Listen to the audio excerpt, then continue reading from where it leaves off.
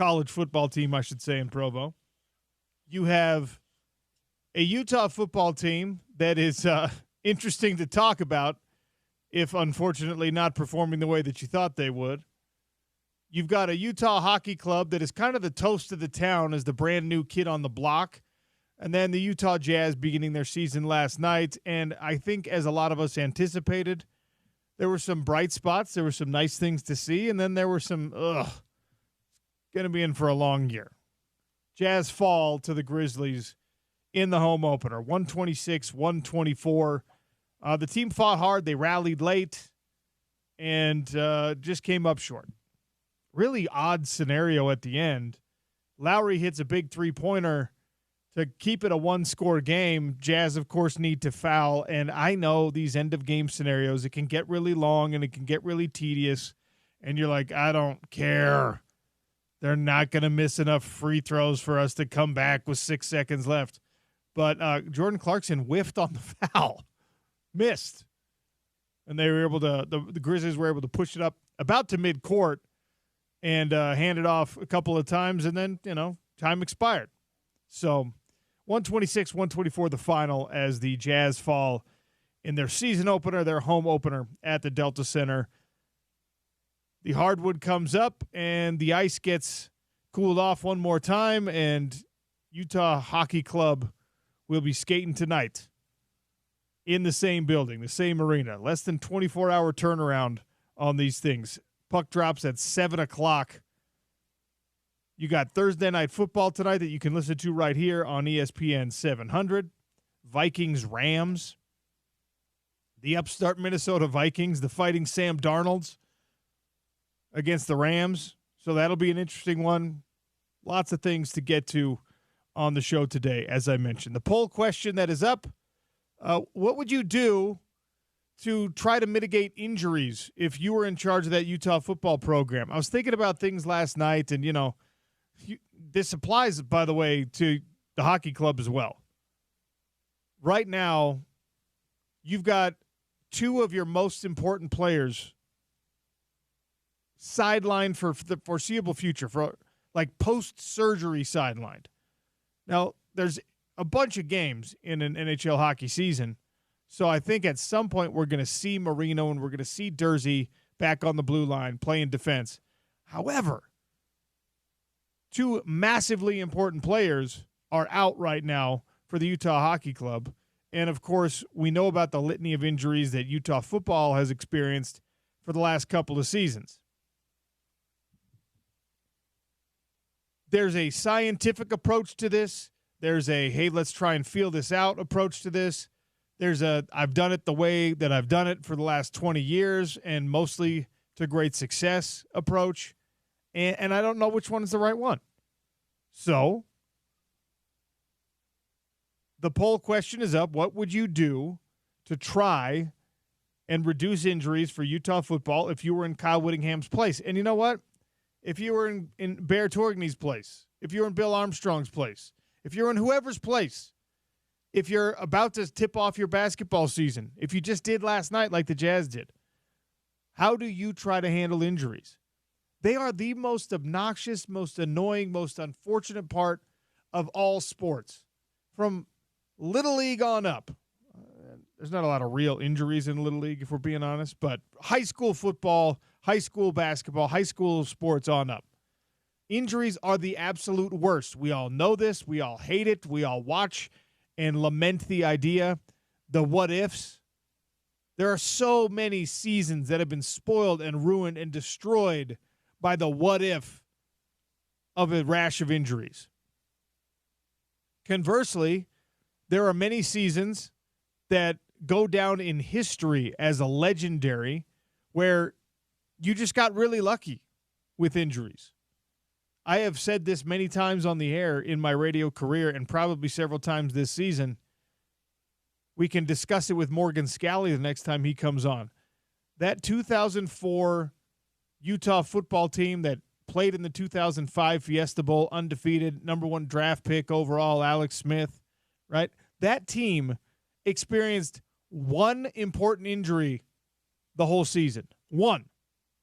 There was one guy who missed the year who was going to be an important player on the team. One. Marquez Ledbetter should have been a big part of that team, and he wasn't.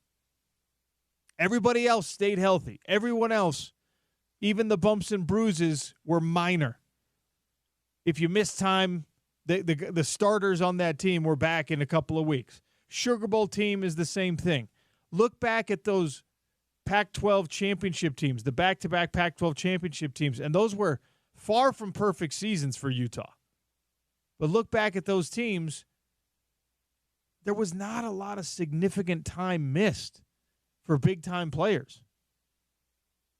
Conversely, some of the, and this is kind of a weird one and kind of an icky one to even discuss, sometimes injuries lead to a discovery. Sometimes it's injury that forces a personnel change to be made, and that's why you see something special from somebody. Alex Smith got his first starts at the University of Utah because of injury. And he hit the ground running, and you're not supposed to lose your job to an injury, but when you watch Alex Smith take your position and he goes running away with the Urban Meyer offense, 10-2 season, you transfer to Linfield College in Oregon, and you finish out your career there. 877-353-0700. The Dish Pros text line is always open. If you're the person in charge of whatever franchise, whatever team, what do you do to try and reduce injuries? The adjustments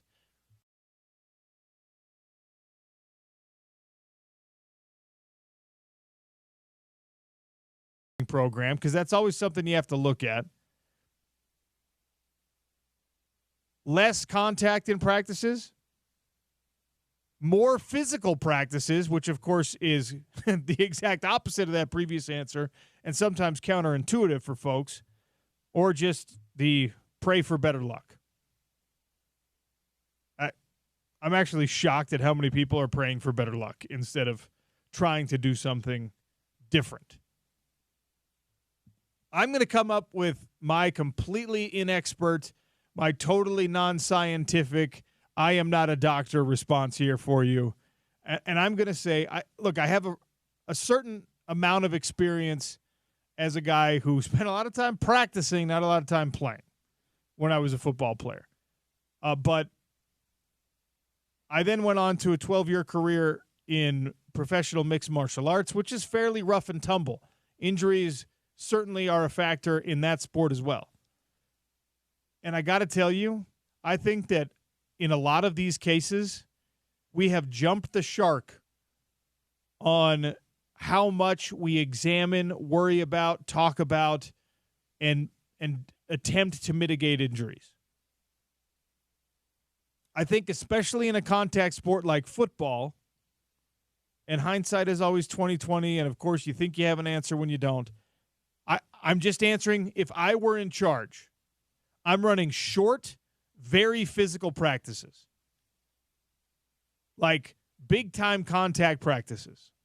I'm making guys go hard, and I'm just not keeping them on the field for 2.5 and 3 hours in practice so that the fatigue and the physicality cross paths.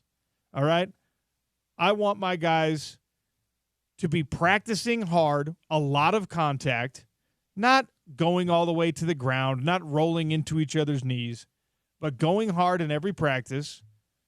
And then, yes, go do the ice tub thing. Yes, go get that beautiful nutrition that you have on your selected plan, because that's how college sports work now. Go talk to Chef Pete. Shout out to Chef. And say, hey, I'm on the weight gain program. Hey, I'm on the keep my body elastic program. Hey, I'm on the weight loss program. Or if you've got a smoothie girl or something. Yeah, smoothie girl. Interning in your nutrition department. So I know that sounds silly, and I don't really have the scientific answers here, but I think there's something to it. And maybe there's science out there. If you have it, send it to me, 877-353-0700. That we've gone past the point of diminishing returns when it comes to things like rest and when it comes to things like avoiding contact in practices. Like the thud drills and the shells only and all that stuff you're doing, it feels like, and again, this is a perception thing, maybe not a reality thing, but it feels like the more you think about it, worry about it, talk about it, and adjust your practice schedule and your routine to try and prevent it, the more likely it is that guys are going to get hurt. The more likely it seems that you can experience bad luck. And I looked for examples, and the only really good one that I could come up with that I think has some like empirical basis to it, James, I'm sure you remember the 2018, 19, 20, 21 stretch that Stanford football had. Yeah. Where Stanford went from being a nationally ranked, universally respected program. David Shaw was talked about as like a genius coach who had somehow managed not to skip a beat when Jim Harbaugh left. And the erosion of the culture, the physicality, and the health of that program was incredibly drastic. I remember sitting on Pac-12 radio on Sirius XM and saying, I think Stanford is going to compete for a championship this year. They're one of the top 4 teams personnel-wise in the conference, and there's absolutely no way they can have the bad luck that this year that they had last year with injuries. This was coming off a year where, like, Walker Little, their best offensive lineman, missed a year, and then guess what happened? He was hurt again. He missed 2 whole years at Stanford, still got drafted incredibly high because that's what kind of a freak he is. Yeah. As a starter in the NFL. But Stanford went through this situation in those final years for David Shaw where they were one of the most injured teams in the conference, one of the most injured teams in the country. And you can go back, Google it. You can go back and find the articles of all the people, all these really brilliant people on that campus, in that program, around that program, trying to figure out why. If Stanford can't figure it out, nobody can. Yeah, right? I think they probably have good scientists at Stanford.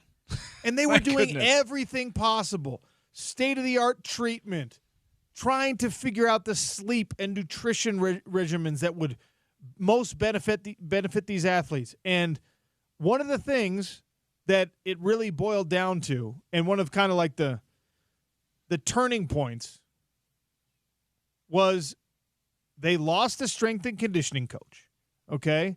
He got investigated for being a little too extreme in some of his workouts. He did some of they were like borderline hazing type things, which, by the way, that Fiesta Bowl team, every workout was a borderline hazing workout. Matt Bayless, who's still a working strength and conditioning coach in the United States of America right now, I think he's at Notre Dame. Like, that guy was an evil genius, all right? And he put us through stuff. He put that team through things that I didn't think the human body was capable of. In fact, I'm actually really grateful that I did that now because it helped propel me to more success in my eventual career because I learned that, my body could do things that it didn't want. It didn't want to do, but I could force it to do those things. And that fatigue is something you could become friends with. And that just because you throw up in a workout doesn't mean it's time to stop. Like, I learned all those things in that program. Well, Stanford had a guy like that. And they lost him because there was some investigation into whether or not he was going a little too far and whether or not he was being too hard on certain players or whatever. He was put on administrative leave. They did this investigation, and they decided, you know what? This is not a great look for Stanford. Now, I'm not here to tell you that guy was like the strength and conditioning messiah. I'm just telling you that when he left and whatever the changes that happened after that, Stanford started to get softer on the field and softer in that they were injured all the time. Now, I'm not defending that particular individual. I'm proposing the idea that maybe when you harden the body in a certain way through your strength and conditioning program, even if it feels like you're going past the point of fatigue, even if it feels like maybe you're not coddling the ligaments and you're not worried about the tendons the way that you should be, maybe you are callousing the body in such a way that when you actually participate in these unbelievably taxing physical activities like a football game, like a fight, like a basketball game, maybe the tissues of your human body are actually conditioned better to handle that. Yeah. I am not a doctor, all right? I am only speaking on what limited and probably irrelevant experience I have here. I think Doug Elisaya is one of the best strength and conditioning coaches in America. You look at what he's done with guys' bodies who come into the program and they look like Great Dane puppies. You know what I mean? Yeah. They're all limbs and big old knobby knees and things like that. And by the time they leave that program, they're NFL football players. We've seen that time and time and time again with Doug Elisaya. You look at guys who come into the program as kind of like under-regarded athletes who don't jump off the page necessarily in the measurables, and then they go to an NFL combine and they make a roster because they're overperforming the expectation, right? Cole Bishop is the most recent example of this. None of us believed Cole Bishop was going to run the 40 that he ran at the NFL scouting combine. And a huge part of that is the strength training, the fast twitch adjustments, all that stuff that happens under Doug Elisaya at the University of Utah. So I'm not saying he's doing anything wrong, but I'm wondering if it's as rigorous as it used to be, if it's as crazy as it used to be, if there's as much of just like the, hey, you're going to do this just to feel the hurt of it as there used to be. Because that was a big part of old school strength and conditioning. And maybe I'm dead wrong here, James, in thinking that going away from that might be a reason why not just the University of Utah, but why, like right now, Joel Embiid is being investigated in the NBA because he's hurt all the time. Yeah. I mean, the NBA is the league with the biggest problem with this. Like, obviously, injuries are no more prevalent than they are in football, but the amount of time that guys are missing for hamstring pulls and things that are not like season ending, that didn't used to be considered season ending, right? Are now like, if you pull your hamstring in February, okay, he may not play the rest of the year. Like, it's insane. It's crazy. Right now, Christian McCaffrey is out for the San Francisco 49ers because of strains in his Achilles. Yeah, like, not an Achilles rupture, not a ruptured Achilles, not an Achilles tear. It's like my calves are sore. I've got fasciitis or whatever. I'm not here to tell you these guys. I'm not suggesting anyone's soft or anything, but yeah. it's weird. Have we gone past a better question to ask is, have we gone past the point of diminishing returns with how much we focus on load management and recovery and things like that? I think there's an argument for it. And I think there's an argument for what you're saying. And again, this is two guys who, with no medical degrees, no real medical knowledge, just talking. But I think there's an argument for what you're talking about, how the body needs to be conditioned for tough physical play. And if we're not practicing hard enough, if we're not tackling very much in practice anymore, for example, in football, if we're shying away from contact in other sports that you're going to get in games, in practice, I think that, logically, it feels like that could lead to your body not being able to handle that kind of contact, regardless of the sport, in games. I mean, if you're not tackling, for example, in football, you're not just going to miss tackles. You're probably going to get hurt. You're probably more likely to get hurt when you get tackled in a game. Well, I'm glad you brought it up, because also you're going to miss tackles. Because you're also we've seen that. We've absolutely seen that. The Florida game a couple years ago. For example. You know what is a really insane trend that, again, I'm not here to pretend I know more than any coach up on the Hill or any coach down in Provo or a Weber State. I'm not pretending I know more than these coaches, all right? I am offering you a discussion point, hopefully, that makes you want to react. 877-353-0700. I do not remember, and forgive me if you can come up with a great example, go for it. I do not remember a time when Utah football sat down, you heard in a post-game presser or you heard like any of that, where, hey, tackling was a huge issue in this game. I don't remember that being an issue in 2007, 2010, 2000. I'm not talking about great football teams here. I'm talking about Utah just being like. How about 2018? How about as recently as when I really started covering the team 6 years ago? You never saw, hey, tackling's a big issue for this team. And I also don't remember how many times a coaching staff, a member of the coaching staff, Kyle Whittingham himself said, you know what? We've got a lot of experienced guys. We've got a bunch of upperclassmen. We want to make sure we get everyone to the season healthy. We didn't have as physical of a camp this year. That was something that we heard leading into that Florida game. Yes. That was a bunch of upperclassmen. It's a really experienced team, and we don't have to tackle as much, so we're not going to. And then what happened? You missed 22 tackles in the damn game. And look, this season, there's been a compensation, maybe an overcompensation for the injuries, that the bad luck you experienced last year. And I know Kyle Whittingham talked about it again. We're going to more of an NFL model for practice and how we structure camp. More rest days. Practice them hard and then give them more rest. Give them more. James, I genuinely am flummoxed because I look at it. When is the last time Utah football had a season where you've never had all four captains available for one game, where 3 of the 4 captains have missed significant time, and I'm only talking about the captains. Yeah. That's wild.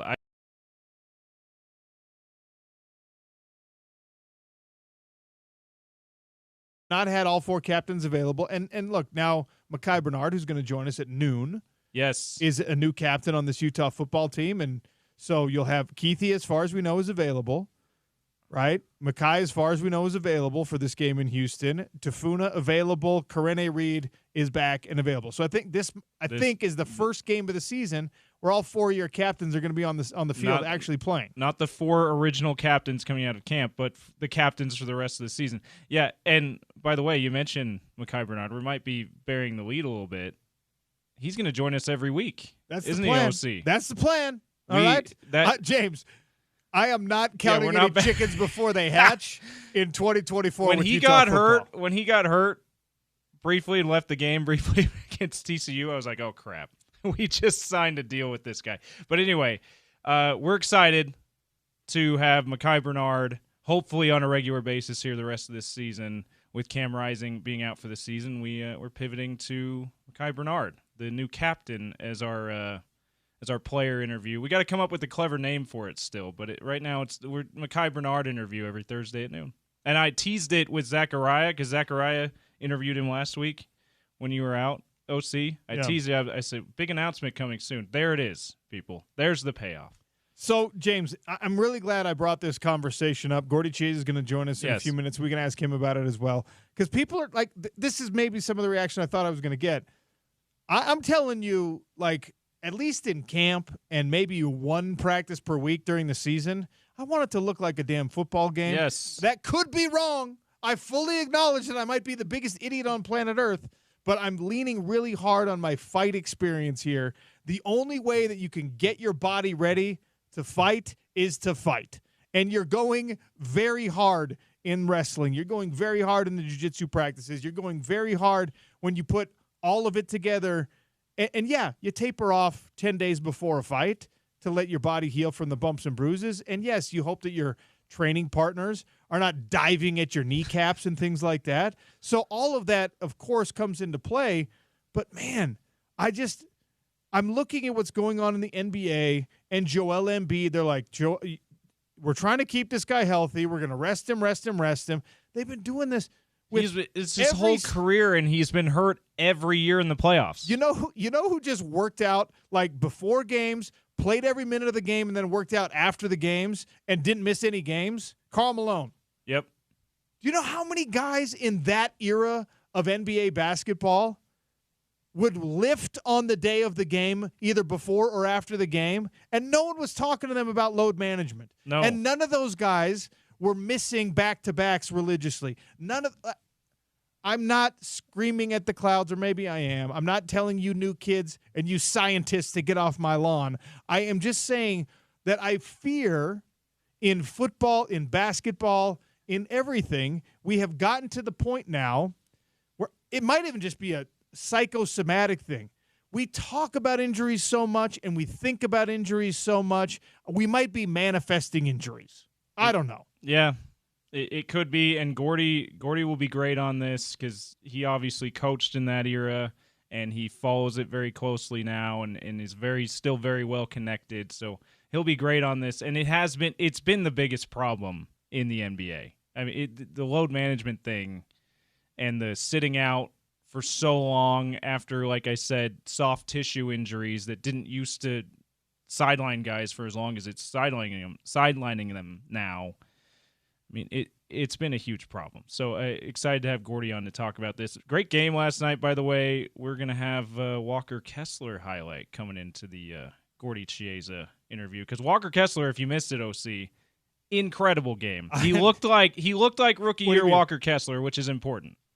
Did I miss it? I made the bold claim that Walker Kessler is the best big man in the NBA, and I will not have anyone argue. He played like one of the best big men in the league last night. He looked awesome last night. We're going to talk about it with Gordy Chiesa. Opening segment of the Sean O'Connell Show brought to you by Alvi Armani. If you're having hair issues, gentlemen, ladies, if your hair is thinning, if a bald spot that did not used to be there has appeared, let Alvi Armani help you out. Find them online at alviarmani.com. Tell them ESPN 700 and 92.1 FM sent you. 877-353-0700.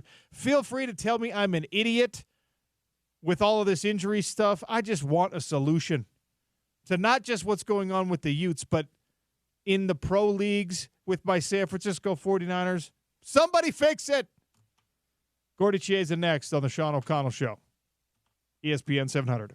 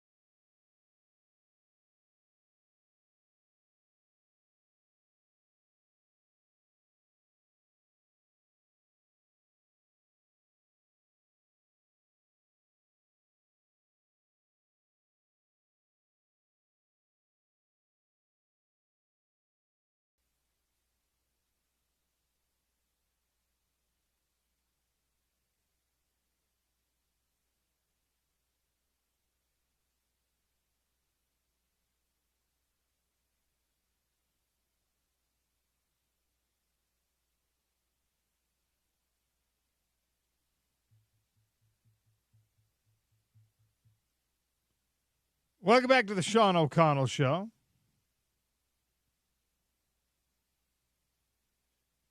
Utah Jazz in action again after a long off season. Got a couple highlights for you. James, give me something. Give me a little something. Inside, Markkanen off the glass. Tapped in! Guess who? Kessler! The Grizzlies thought that play was over. Taylor Hendricks gets George off balance. That's what back up. It's coming.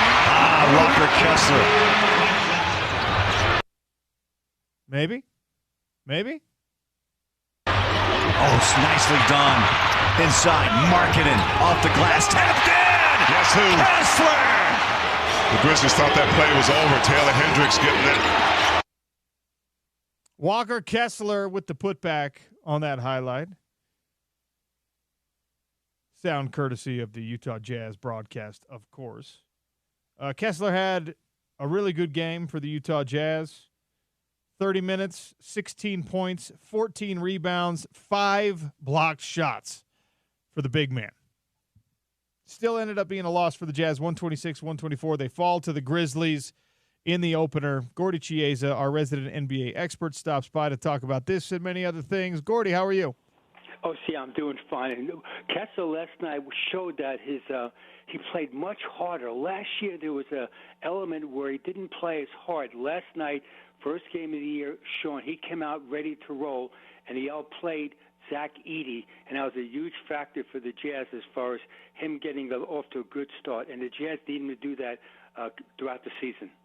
You look at how efficient his performance was, and I know he's not gonna shoot a lot if it's not high percentage stuff, if it's not putbacks and dunks. 6 of 7 from the field. He was 4 of 5 from the stripe. I already told you his rebound numbers. Look, Lauri Markkanen is going to carry the load, I think, scoring, but how big of a deal is it if your front court features another enthusiastic, talented young big man who, at least around the basket, can add double-digit points? It's absolutely paramount. Add to that, here's what we call he's a recipient scorer. He needs some help as far as being basket-making. So when the Jazz players penetrate, he's such a threat for that lob pass or broken place as far as you cut to the open gap and find the seam in the broken down defense. And that's what he excels in. Now add to that, what he could help his team, though, is every once in a while show an old-school back-to-the-basket jump hook or step-throughs, and that's all part of his maturation. But the Jazz need him to play well. Last night's game, Sean, hard-fought.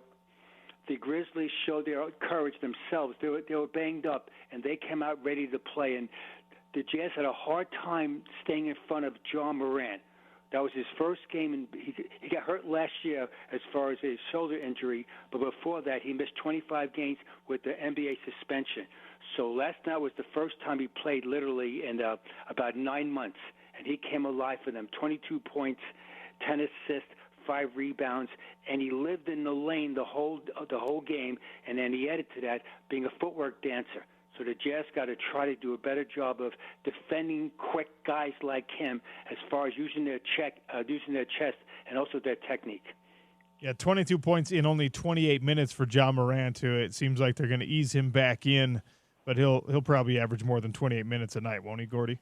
Oh, yeah, very much, yeah. They used good caution, and during the game, he walked over to Taylor Jenkins, the coach, in the fourth quarter, and I'm assuming he said to him, "Coach, I'm ready to go." And then he looked, the head coach of the Grizzlies asked him to sit down, and just to sit down, and they'll put him back in. And then he waited until literally the 5-minute and 1 second mark. They put him back in the game. So that tells me that he's on right now a restriction as far as minutes to try to ease just the whole thing, his body-wise, and also with that shoulder injury.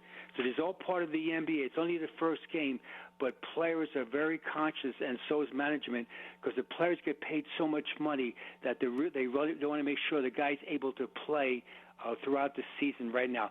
Last point about last night's game was that Santi Aldama really hurt the Jazz, where he was a big guy. This is his 4th year, and he was making these pick-and-pop jump shots, and he made back-to-back clutch baskets. So as the Jazz go forward, they need a better defensive effort by John Collins and also by Taylor Hendricks to go out there to and also Larry Markkinen to guard the other team's stretch big guys. You just can't only play a paint defense. You have to go out and contest that long jump shot. Larry Markkinen is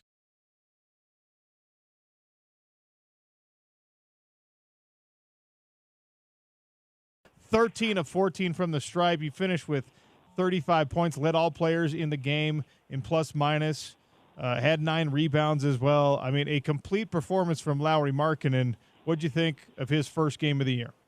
Also, add to that, he's a foul generator. You mentioned about the 13 from the foul line, 13 for 14, but it's how he did it.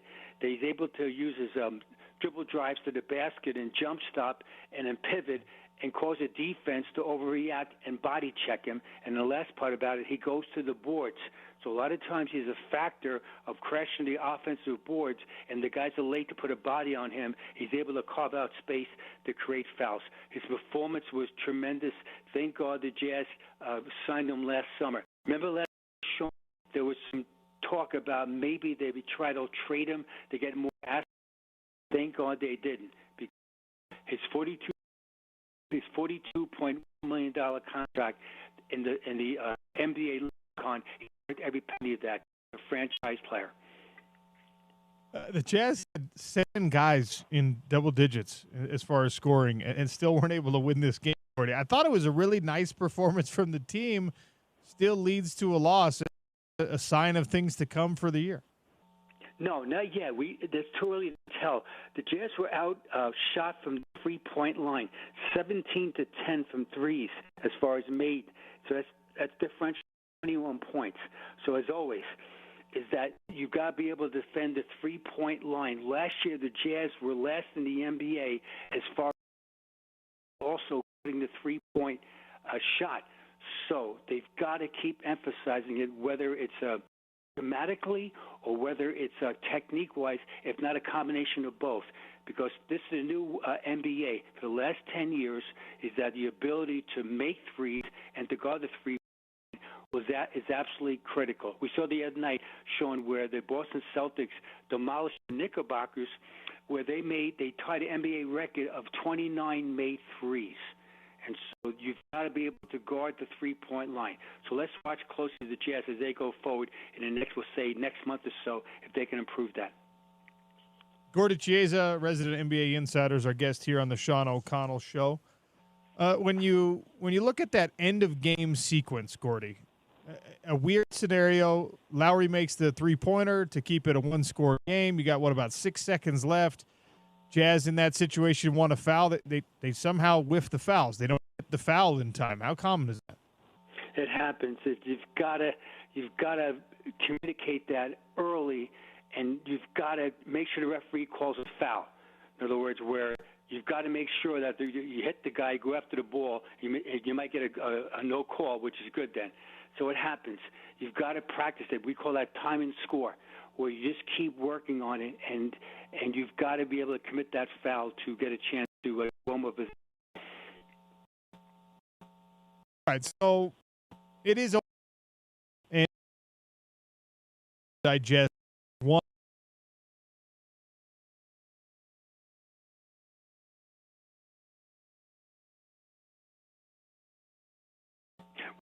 At it is that upside is the positivity of doing it. As far as it's their first game, there's so much anxiety for the player because it's the first time they're playing a meaningful game since in Jazz basketball since last April, and so you're glad it's over, and now you have a chance to the rhythm of every day in the locker room, where it doesn't matter how you take care of your body. It's absolutely important how you practice the walkthrough day of a game. So now it's the rhythm of doing it.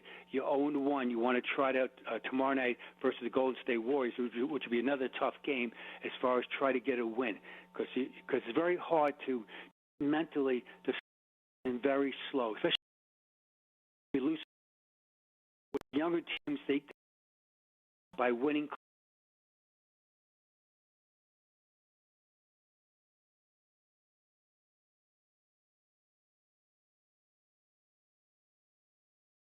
There's so much pressure on him. Let's not forget, he turns 21 on November 18th. He struggled last night. He goes 3 for 18 from the field, 1 for 6 from threes, and part of it was the physicality of Marcus Smart and Scottie Pippen Jr. So in his development, he's got to be able to understand they're going to come after him to try to slow him down with their physical strength. He has to counterpunch that by having an organized dribble game and also leverage, like any sport, Sean, drop that shoulder to gain leverage on the guy trying to guard him to make him go upright versus you go off balance and not make a shot.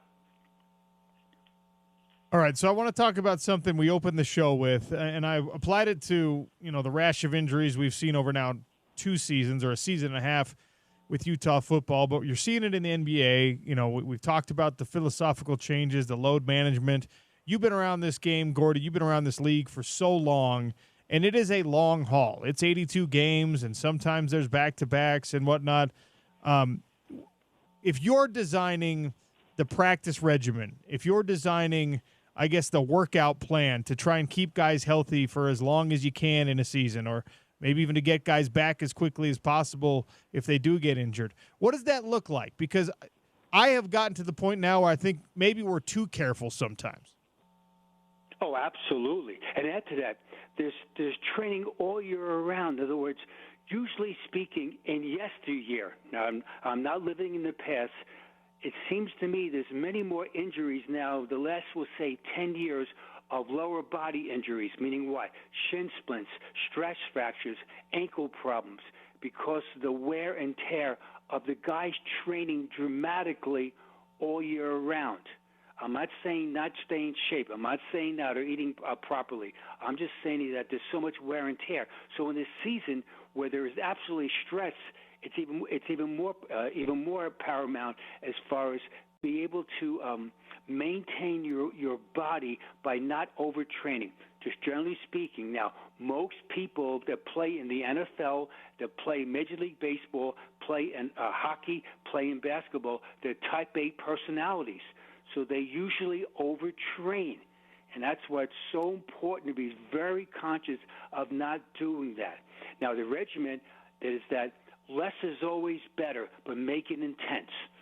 So in practices, including like right now, is that you want to practice, usually speaking, between now and January 15th in the NBA. Again, there's always an outlier for an hour and a half, but intensity, where there is accountability in practice. And then when practice is over, have a short period of player development. So again, where they're mentally fresh, but also physically they're ready to go. Last point about this, don't leave your legs on the practice field or on the court. And many times people do. The day of the game, you want to be ready to roll as far as mentally, physically, and spiritually. Gordy Chiesa for another minute or two as we talk NBA basketball. We've only seen, a small smattering of NBA basketball right now. Teams playing their first games of the season. One of the interesting things that came up was this new arena in L.A. and the wall, as they've called that new seating arrangement behind the home team basket for the Clippers. What did you think of that?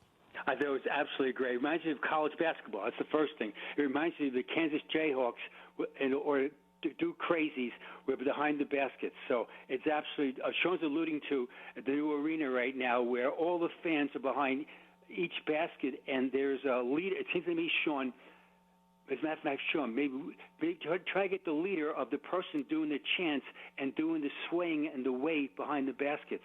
Because maybe that guy is a full-time employee for the Clippers, and they try to distract the shooters. But generally speaking, it's a unison as far as chanting for the visiting team. However, last night's game, Sean, Kevin Durant and Bradley Beal didn't cooperate. They won a hard-fought, tough game, 116-113 over the Clippers to ruin their opening of their beautiful, spectacular Dome Arena that's going to help them as far as the Clippers.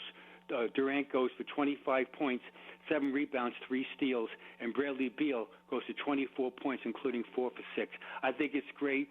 This is the new arenas in the NBA. As a matter of fact, just think about it, Sean. The Delta Center was built originally in 1991. So for a reference point, and now many teams have new arenas being built around the NBA, and the Clippers no longer now the stepchild of the Lakers. They have their own beautiful arena. Yeah, looks cool on the outside, looks cool on the inside. We'll see if the Clippers can make good on that big arena and have a great season. So, look, it's a way, way, way too early prediction. We saw something from the Celtics the other night that I was like, oh, geez, they're going to win it again. And the Jazz, the expectation is not for them to be great this year. But based on what little, very little we have seen, anything surprised you yet in the NBA, Gordy? Yes. I'm impressed by thoroughly, and the Jazz play them tomorrow night, the Golden State Warriors. Oh, yeah. 12-man rotation, Gordy? 12 men deep? Absolutely, 12 men deep, and it gets how they played. And so the Warriors really routed the Portland Trailblazers at Portland, which means that they're traveling today from the great Northwest to come to Salt Lake City to play tomorrow night. And tomorrow night's Jazz game, in case of people listening, driving right now on I-15 is a 7:30 start, not a 7. And so Buddy Hield, I wasn't sure, Sean, how they're going to do it because in preseason games it's so different. They use Buddy Hield off the bench, which is really advantageous. He gets 22 points, and Stephen Curry was absolutely great. And they used Pajensky off the bench also, and they started Trey Jackson as far as center and used Draymond as the power forward and moved over Wiggins at two guard and Jonathan Kuminga, I'll call him small forward / hybrid. And then all the other guys, Gary Payton, Moses Moody, Kyle Anderson, DeAndre Melton, this young guy, Lindy Waters can shoot as far as playing Kevon Looney. So their bench showed what they can do in case of an injury. And as always, Stephen Curry is the main dog of the whole thing, where last night's game, Sean, he had 7 assists in the first quarter. 7 in the first quarter, 9 for the game. He was looking at a triple-double, only played 25 minutes. So that was surprising at the bench of the Warriors, how well they played. What's your list for me today, Gordy? Speaking of the Warriors right now, Sean, this is for yesteryear, the 12 greatest Golden State Warrior players of all time. And here's the criteria quickly. You had to play for the Golden State Warriors at least 5 years. The Warriors, people forget about this. The franchise moved to San Francisco from Philadelphia back in 1962. And in 1971, the organization changed their name from the San Francisco Warriors to now the Golden State Warriors. Championship as far as pedigree. The Golden State Warriors have won 5 championships in their history. They are 1975, 2015, 2017, 2018, and 2022. And Sean, I knew you weren't born yet, but all us oldsters, guys like me, in 1975, everyone was wearing bell-bottoms, Sean, and the women who had big hoop earrings around their ears as far as going to Warrior games. Here we go. Top 12 players of all time. Number 12, Purvis Short. With the Warriors, 9 seasons, averaged 19.4 points per game back in the 70s. Number 11, he recently passed away about 2 months ago, Al Alice. He's in the Hall of Fame in the NBA. He was an all-time defensive player for the Warriors. Also was the head coach in 1975 of the Warriors championship. Number 10 all-time, Andre Iguodala. 4 titles, Iggy, all-around defensive player, and in 2016 was MVP of the finals. Number 9, multi-all-star player for the Warriors, averaged over 21 points a game during the 60s and 70s, Jeff Mullins. Number 8 all-time, tremendous crossover dribbler, ankle breaker, Tim Hardaway Sr., multiple all-star selections. Number 7 all-time. He's playing tomorrow night at the Delta.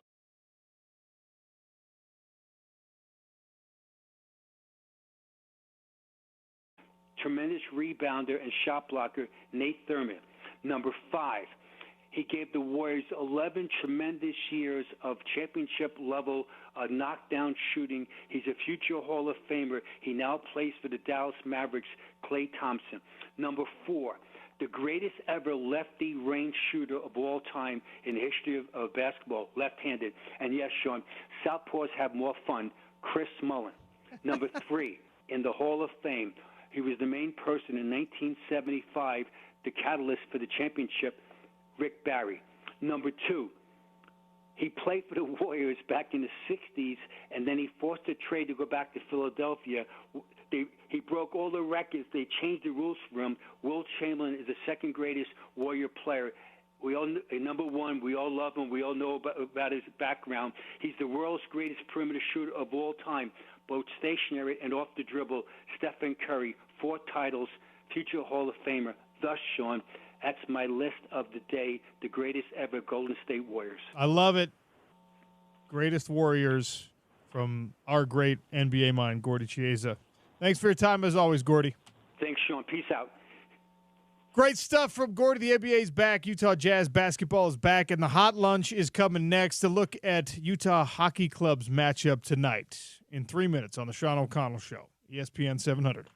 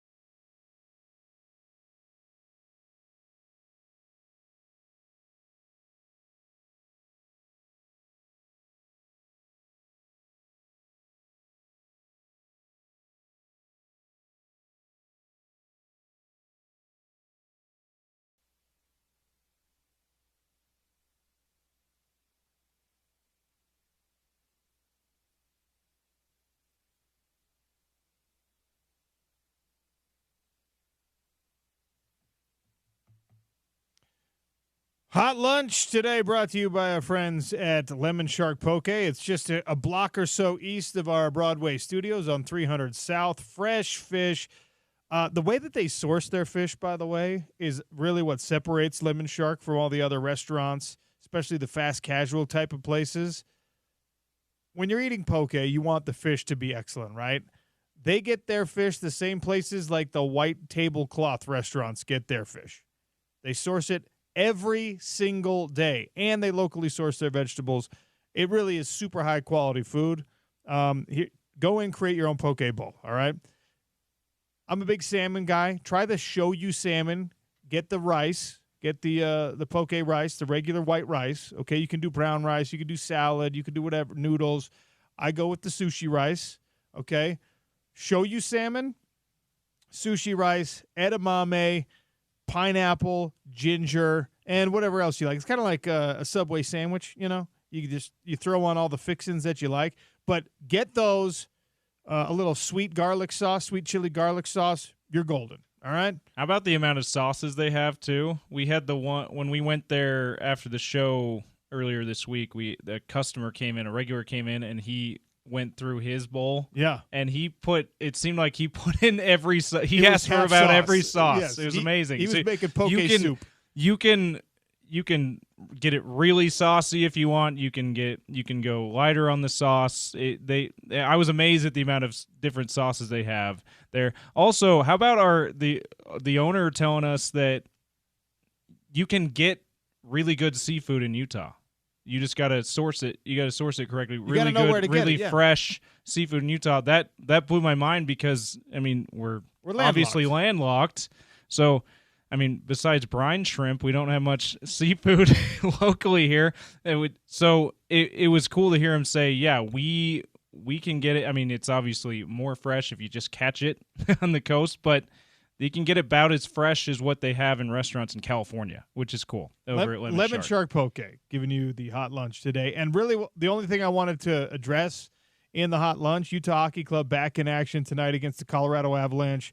Avs have given up a ton of goals this year, which bodes well for the Utah Hockey Club, but they have won 3 in a row. So in the early goings of the season, there's been kind of a back-and-forth swing for the Colorado Avalanche. And again, bad news about defenseman Sean Durzi. He had to have surgery on that shoulder injury. He is out for 6 months potentially. Ooh, yikes. That he's a big-time player for this team. He's massively important for this team. That's why they were called Maverick Lamoureux from the Roadrunners.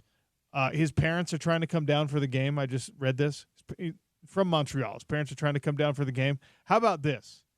His girlfriend, according to Maverick Lamoureux, doesn't even know he got the call up yet. Oh. What? Yeah. This is not like you're sending a telegram. He said she's at school. She's away at school. She hasn't heard yet. What do you mean she hasn't heard yet? You can't send a text? You can't. You don't have an international text plan or something? What's going on?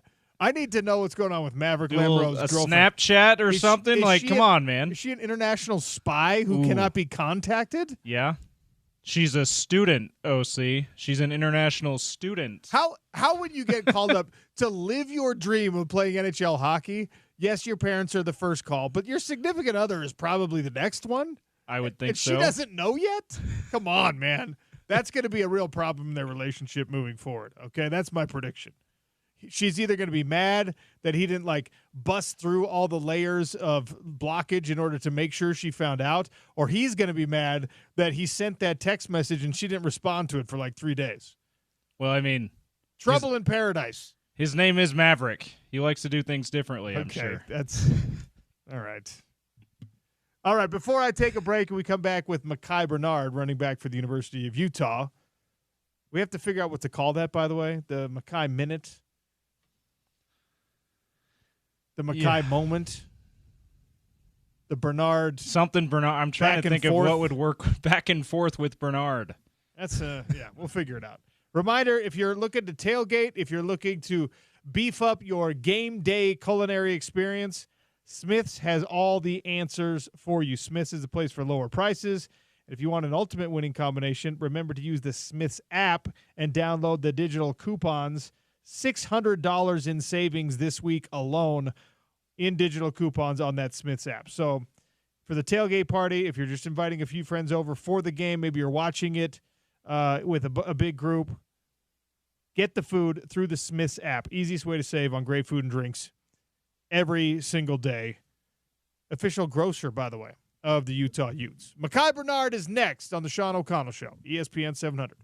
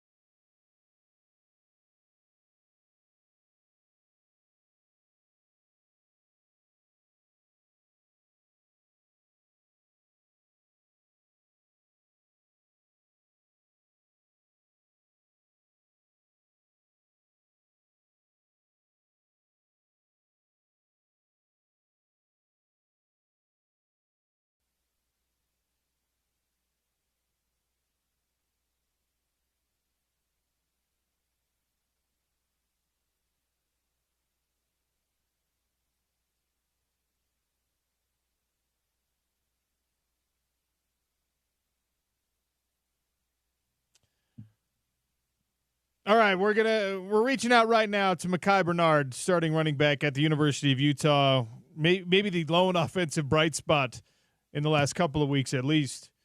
We're trying to come up. How about this? 877-353-0700. Help us come up with a name for the conversation for the segment. Brought to you by Prices Guaranteed Doors. Mic'd up with Mekhi. I like that one. All right, that's coming in. The Bernard Beats. Mackin' with Mekhi. I don't know about that one. Ballin' with Bernard. I like that. Mekhi Minute. Bernard Banter. I saw that one earlier. 877-353-0700. RB1, recently decorated, newly minted captain at the University of Utah. Joins us now, and we hope every single week. Mekhi, welcome to the show. How are you? I'm doing good. How are you? Doing all right, man. We're gonna focus mostly on what's coming, but I do want to look back a little bit because I know it's been a very bizarre week for all of you up there, especially on the offensive side of the ball. Take me back to when you get whatever it was, the phone call, the text message, the notice that Andy Ludwig has decided to step down as offensive coordinator. Yeah. So just regular Sunday, just chilling, and you receive a message, and just my jaws dropped. I'm like, wow, can't believe it's happening because Coach Ludd, he's done a lot for me. He's put me in position to be very successful here in the program, and I appreciate him. Just so to hear the news, it was jaw dropping. Were you able to have a conversation with him after you got the news? No, I wasn't, but I called my coach, and we had a conversation about it, and he just told me we got to push forward.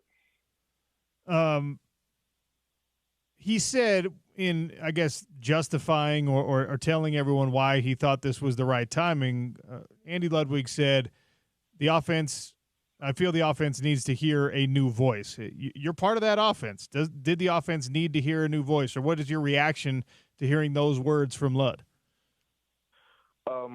It's very tough. I don't know, man. I really don't know. I feel like he's a smart man, and and he's in a position where it's a lot of new faces, and it's hard to gather those guys around. And I think he made a good decision for himself to say those guys need to hear a new voice. But the guys who've been here, it's hard for us because we've been with them for the last 4 or 5. For me now, 6 years. So, it's hard for me to hear that, but it might be good for the younger guys. All right. So Mike Bajakian is promoted. He is now the interim offensive coordinator, and we only heard briefly from him, but he says, look, the playbook's already in place, and we don't expect that there's going to be massive tweaks or that you're not going to completely install new terminology or a new system. In a couple of days of practice, how different is this offense with him at the helm? It's not so different that much. There's a couple tweaks, a couple adjustments we've put in and whatnot, but nothing crazy. It's hard to, like you said, to put in a new offense in the middle of the season when you have a lot of guys who already, practice playbook inside and out. So to put in a whole different offense will be difficult and changing everything. So, we have minor tweaks, which we do every single week, so it's nothing new. We got a lot of new play calls, but nothing crazy. Aside from that, how have the practices been this week? I mean, it's an important time. It feels like an inflection point for the season. You all have lost 3 in a row, which is very unfamiliar territory for you as players, for this coaching staff, for the fans, for everybody. Feels like an important week of practice. Has it been a good week of practice? So far, it's been a great week of practice. We're doing a lot of things, I wouldn't say differently, but more in the upper tempo, trying to figure out how to catch our opponent off guard and whatnot. But, it's been a good week of practice. I feel guys are locked in because, like we said, the past few weeks, we don't want to feel this again. So we're trying our best just to adjust to everything and make sure we get back on track. Have you been able to put your finger on kind of why it hasn't been going well, especially in the red zone these past few weeks? I mean, the opportunities have been there. You've built these drives, and the drives stall out, and that's not something I really want to focus on, but I don't have that many opportunities to talk with the team captain. So as you're digesting this, have you been able to identify and say, all right, if we don't do that again, if I don't do that again, we'll find the end zone next time? Me personally, when I look at it, I can't say we was in the red zone at all last week that much. So we don't really have a little gauge on where we, if we excelled or not. But just last week in general, it was just a lot of mishaps on different position groups, and that's what caused us to die down in drives or go 3 and out a lot. I would like to say we did get better in the red zone, but again, we didn't really get in the red zone, so I couldn't really tell you. But I think this week, once we get in there, it's going to be different. So we've come on the air several times this year and said, hey, well, at least Mekhi Bernard is playing well. Look, Mekhi Bernard is a bright spot for this offense, and I know that you want to be talking about wins and not about strong individual performances for yourself, but what has it been like for you knowing that, hey, like I'm doing my 111th, and unfortunately the results aren't there? You're having arguably your best year as a Ute while the team's success has not translated. Has that been difficult? Yes, it has. You want to get wins under your belt. It feels good to play good and get a win. So it's kind of been tough, but I feel like a lot of guys are coming along. They see me shining, they're happy for me, and they want to shine too. So it's going to make, the 111 to 211 to 311 and the whole offense. And, the defense been playing spectacular. So we just got to fix it on the offensive side. And I think guys, are trying to, get to the level where we're all at that, playing as one and not just individuals. Mekhi Bernard, my guest here on the Sean O'Connell Show, newly minted captain, running back number 1 at the University of Utah. They're getting ready for a road trip to take on Houston in Big 12 play. It's been a couple weeks, but it was a couple weeks ago going up in practice, and one of the themes was like, man, we really got to block out the noise. I guess this would have been after the Arizona loss. We've got to block out the noise. We know the fan base can get crazy. That has continued. And look, I'm not a college student in 2024. Social media was brand new when I was playing football. How difficult is it to really block the conversation out and to truly ignore the good, the bad, the ugly, whatever? It's pretty easy. I mean, for me at least. I mean, I see everything, but at the same time, they don't know what's going on behind the scenes, so they can't really. They don't really know, so they just talking. But for me, it's easy. Put my head down, go to work. I see what we do every single day. I see what we do in the meeting rooms. I see what we do in practice. I see what we do any time of the week. So I know what's really going on. So it's easy to read all that stuff. But for me, it's easy to block it out because that's not what's going on. Whatever they're saying is not the truth. And only we know the truth inside the program. You've got a true freshman starting quarterback. Obviously, he replaces a guy who's been one of the most important players in program history. And we've seen good and bad from Isaac Wilson. What are your conversations like with him? How can you help Isaac Wilson be more efficient, eliminate some of the mistakes? What is your role as not only, his running back, but also now as a team captain? I just feel like just getting in his ear, making sure he knows what he's doing most of the time. He gets some brain farts sometimes, and I'm just there, and I'm glad I'm next to him because I can tell him, hey, it's this or that, and he listens. It's just he's so young, so it's everything is new to him at this level because it's faster. It's not high school anymore. It's bigger guys. Everything's coming at you fast. So just trying to make sure I get the ball out your hands fast. If you have to check it down to me, don't force anything. Make a quick decision. Just before every play, I try to make sure I get those key components into the play, whereas he's not trying to, do too much or,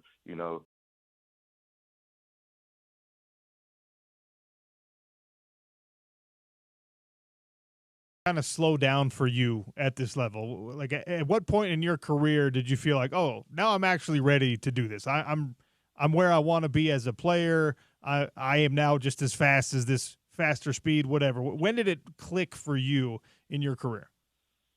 I want to say 2022 it clicked where everything just slowed down and, I understood what was going on. And I think when Coach Q came to the program, he helped me a lot develop my game. And, he told me the small things that really work.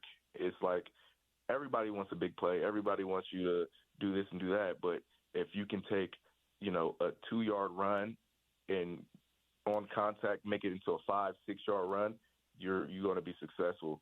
And so that's what I've been doing a lot of the time. And that's why, my yards per carry or whatever it is has been going up, because I understand that not everything has to be a big play, but if I can get hit on contact and continue to fall forward, then we'll be successful. You said 2022 is when you felt like it clicked, right? Yeah. Just to refresh people's memories, in 2021, before it clicked for Mekhi Bernard, he still had 523 yards rushing, averaged 6 yards a carry, scored a couple of touchdowns in the run game, and scored a couple of touchdowns in the passing game. So even before it clicked for you, you were productive for this team.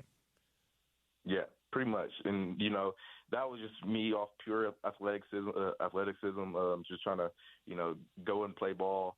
But, when it started clicking, I really understood what was going on in the game. I like that. Mekhi Bernard for a few more minutes here on the Sean O'Connell Show, talking about this University of Utah football season, talking about his performance in the offense. We came into the year not knowing if there was going to be a bell cow back, if it was going to be by committee. We didn't really know that you would have the role that you have. How has the workload been? Do you feel like you want more touches? Is this an appropriate amount of work? Are you getting worn down? Like, how do you feel about your workload? I feel my workload is, good. I'm getting involved in the pass game a little bit more, so it's been very good. I'm not complaining. I just want to be, asset to the team. I want to help the team, and so if that means if I get 10 carries and we win by 5, that's fine. If I get 20 carries and we win, that's good. If I get 30 carries, I don't care. As long as we're trying to put our team in the best position to be successful, I will be happy. Like you said, we came into the season without knowing who's going to be the guy. And, I've seen the talks of who's going to be guy or who's going to be by committee, and it made me just want to work harder. And I'm glad I did, and I'm glad I'm being able to show my abilities, and everybody's getting behind me now. So, yeah. Anyone asked you to play corner this year? Nah. I'll be joking around. I'm like, hey, coach, if we ever need a corner, I come back pedal a couple plays, but, just all jokes. And, me and Coach Shaw have a laugh about it sometimes. What do you see from Houston on tape? Those guys, they play a good odd front. Nothing too crazy. They like to blitz a little bit. But, it's going to be a lot of reads we can get out of in certain situations. I think it's going to be not necessarily big plays this week. It's going to be more just moving the ball slowly and methodically down the field. All right, so we used to do a weekly interview with Cam for obvious reasons that we've stepped away from that. Unfortunately, I feel so bad for the guy. We called that one the Rising Report, and so we got to figure out what we're going to call this conversation with you if we're going to do it every week. We've got a bunch of suggestions on the text line right now: the convo with the captain, the Bernard breakdown, the Mekhi minute. What do you think we should call this thing? I like the Bernard breakdown. I like that. All right. That'll be it then. If the captain signs off on it, it's the Bernard breakdown on the Sean O'Connell Show on ESPN 700. We'll just leave it at that. That's perfect. Yes, sir, that is. Mekhi, we've been so impressed with your performances. We know it's a tough season right now. Before I let you go, 3 losses in a row, unprecedented territory for you in your career. And, the way it looks right now, you guys are out of conference championship contention, which was a major goal at the beginning of the year. So what is the conversation? What is there, for lack of a better term, for you guys to play for? What's the focus right now for Utah football, knowing that you've had these struggles? It's still championship football. You got to play like it's championship football. We're going to play like it's championship football. We got to get back to that. We know we can. And so, the numbers might say we're out of it, but in our head, it's still championship football. You can't just play down to whatever. Oh, we're not projected to go to the championship. It doesn't matter. We gotta play championship football in order to be successful. So that's our mindset right now. Appreciate your time, sir. Good luck. Stay healthy in Houston, and we'll talk next week. Appreciate it. Have a good one. Mekhi Bernard, running back for the University of Utah. The Bernard breakdown. I like that. We should give a prize to whoever brought that one in on the text line. Yeah. I'm sure maybe there's an extra. James will give you the hat that he's wearing today. Hey, I don't know about that. His brand new Utah Hockey Club hat. This is not, as we were talking about how prices of hats have gone up a ton. I don't know if I'm ready to part with this one yet after how much I spent on it at the old Jazz/Utah Hockey Club team store last night. I did the old back in my day thing. Back in my day, when I started wearing hats, the fitted hats of my youth, it was $15 for a snapback. It was $20 if you were buying a fitted hat. And I didn't wear hats probably for, 10 years. And then I remember the sticker shock I experienced when I finally went to purchase a hat again. I was like, wait, what? Yeah. By the way, I probably stupidly thought that the Bees hats would be a little less because they're not a major league franchise. Those Bees hats, same price as what you get a Jazz hat at the Jazz or Utah Hockey Club hat at the Jazz and Utah Hockey Club team store. Can I tell you something though about minor league baseball hats? There is no sports branding that does better with their merch than minor league baseball. The MILB.com. Just go there and you will find the largest, most diverse, most incredible selection of baseball caps because they do the Copa hats. They do a bunch of like alternative logos and team names. All the different promotions they have. Every game's a different promotion in a minor league game, so they've got a ton of different versions of jerseys and hats for sure. That's right. That's awesome. And the Bees team store, when I went to one of the final games at Smith's Ballpark, they had all of that at the team store too. I was looking at some of those hats and I'm like, I'm gonna have to get one of these. And I was like, oh, sticker shock. I don't know if I want it for that much money. But they're cool looking hats. Perhaps the favorite hat in my current hat collection is the Copa hat, the Bees version of the Abejas hat with the beehive on it. It's awesome. It's a great, great hat. And that's just like an alternate uniform for the Latin heritage. Yeah. We'll think of something for the giveaway though. I'm with you. We should give something away. The Bernard breakdown. And Mekhi signed off on it. I liked that more than the ones with the captain in the name because he's not known as like if his nickname was the captain like Jeter or Kyle Beckerman or someone of that ilk.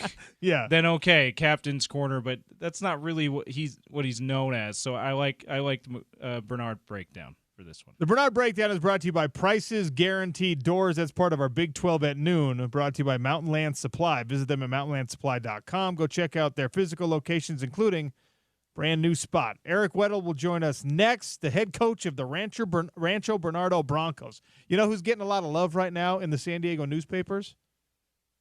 Weddle the Younger. His son Gage is blowing up right now. Sean O'Connell Show on ESPN 700.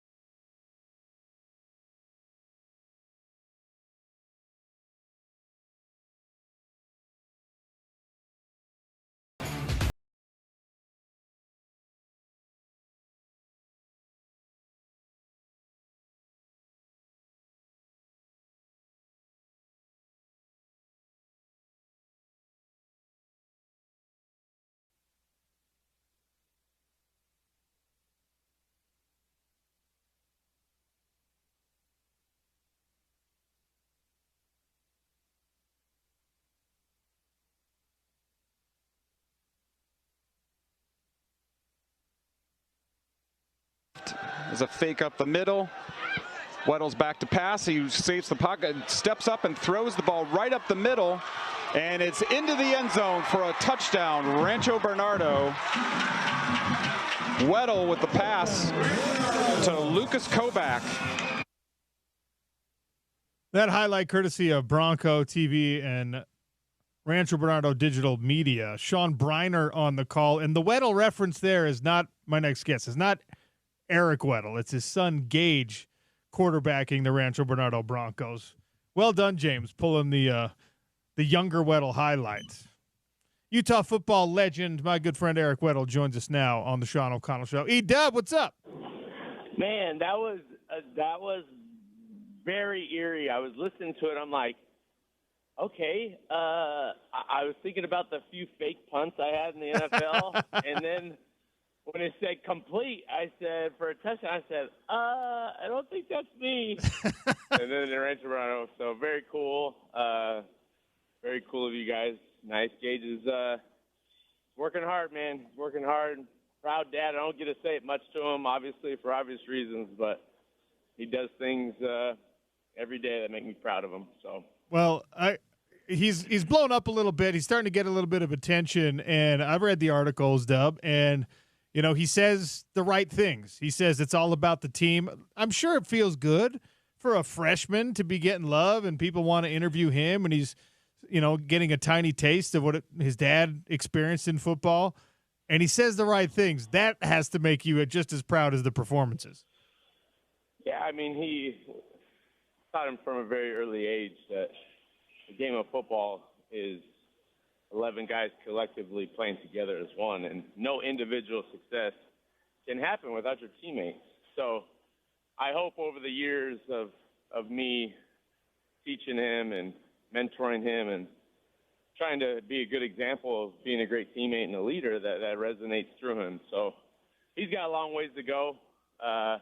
We got a big game tonight, 7-1, 6th-ranked San Marcos against the 7-1, 9th-ranked Broncos at their place, league championship on the line, potential bye in the playoffs. So big game. We're ready for the challenge. Love it. You love to hear the high-stakes stuff for the Rancho Bernardo Broncos. So I had a surreal moment as I was getting off an airplane after 24 hours of travel back from the Middle East, and I get text from Eric Weddle, and basically it's like, hey, what is going on? Ludwig stepping down. And I was like, what are you talking about? Because I've been on an airplane for 14 hours. Oh, my God. And that's the news that drops.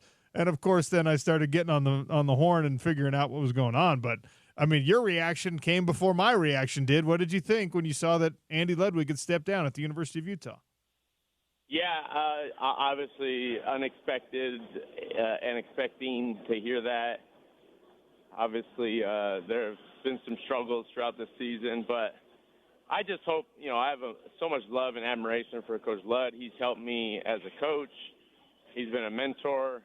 He's believed in me even back when I was playing. So I just hope he's okay and moving forward, him and his family, first off. And then if that's the decision that he makes, I mean, he doesn't make decisions, especially as, you get older. You don't just make decisions out of emotion, especially at that level. So it must be for a reason. We're going to move in another direction and see how the program responds. I mean, we're not in a very good place right now. We got to turn things around, and it just may be a turnover here, a field goal for the win, a good couple series in a row that can just change the momentum and the identity of this team, because we've lost our identity, if I'm being honest, as a team. Watching that game, just the pre-snap penalties, the attention to detail, the lack of emotion. Not everyone, I'm not pointing at everyone. It just seems a little off, and hopefully we can reel that back. Andy Ludwig said he felt like the team needed to hear a new voice. The offense needed a new voice. Now, I don't know what that means. I don't know what that looks like. I don't know if I agree with it because, I, like you, have a lot of admiration for Coach Ludd, and I'm not there. I don't know if they need a new voice, if they've been tuning him out or whatever. Have you ever gone through something like that where the locker room, for whatever reason, just is not responding the way to a coach that it needs to anymore, and you actually do need a new voice? Gosh, over the course of years, I think as an organization, you make a decision as the head coach. You have a few losing seasons in a row. You feel like that's time for change. I don't know. Honestly, I've always been a proponent that players play, coaches coach. And as much as coaches have a big responsibility of preparing the kids and put them in the right position, at the end of the day, the players are playing. And if we're not getting the job, it should be on us. Okay? And I know college is a little bit different, but I never blame the coaches. I never felt it was their job for us to play well. If we weren't playing well, it started individually, and then the leaders getting together and doing extra work because we're out there playing. So I don't know. I'm not with the whole voice thing. I just think change was needed, change is going to happen, and they're moving forward with it. Eric Weddle, my guest here on the Sean O'Connell Show, talking Utah football as they try to break a 3-game losing streak. When's the last time they lost 3 games in a row? What, 2016, 2017, something like that? It's been a while. Yeah, it's been a while. Yeah. It's been a while. And that's one of the things I wanted to talk to you about, because it really is uncharted territory for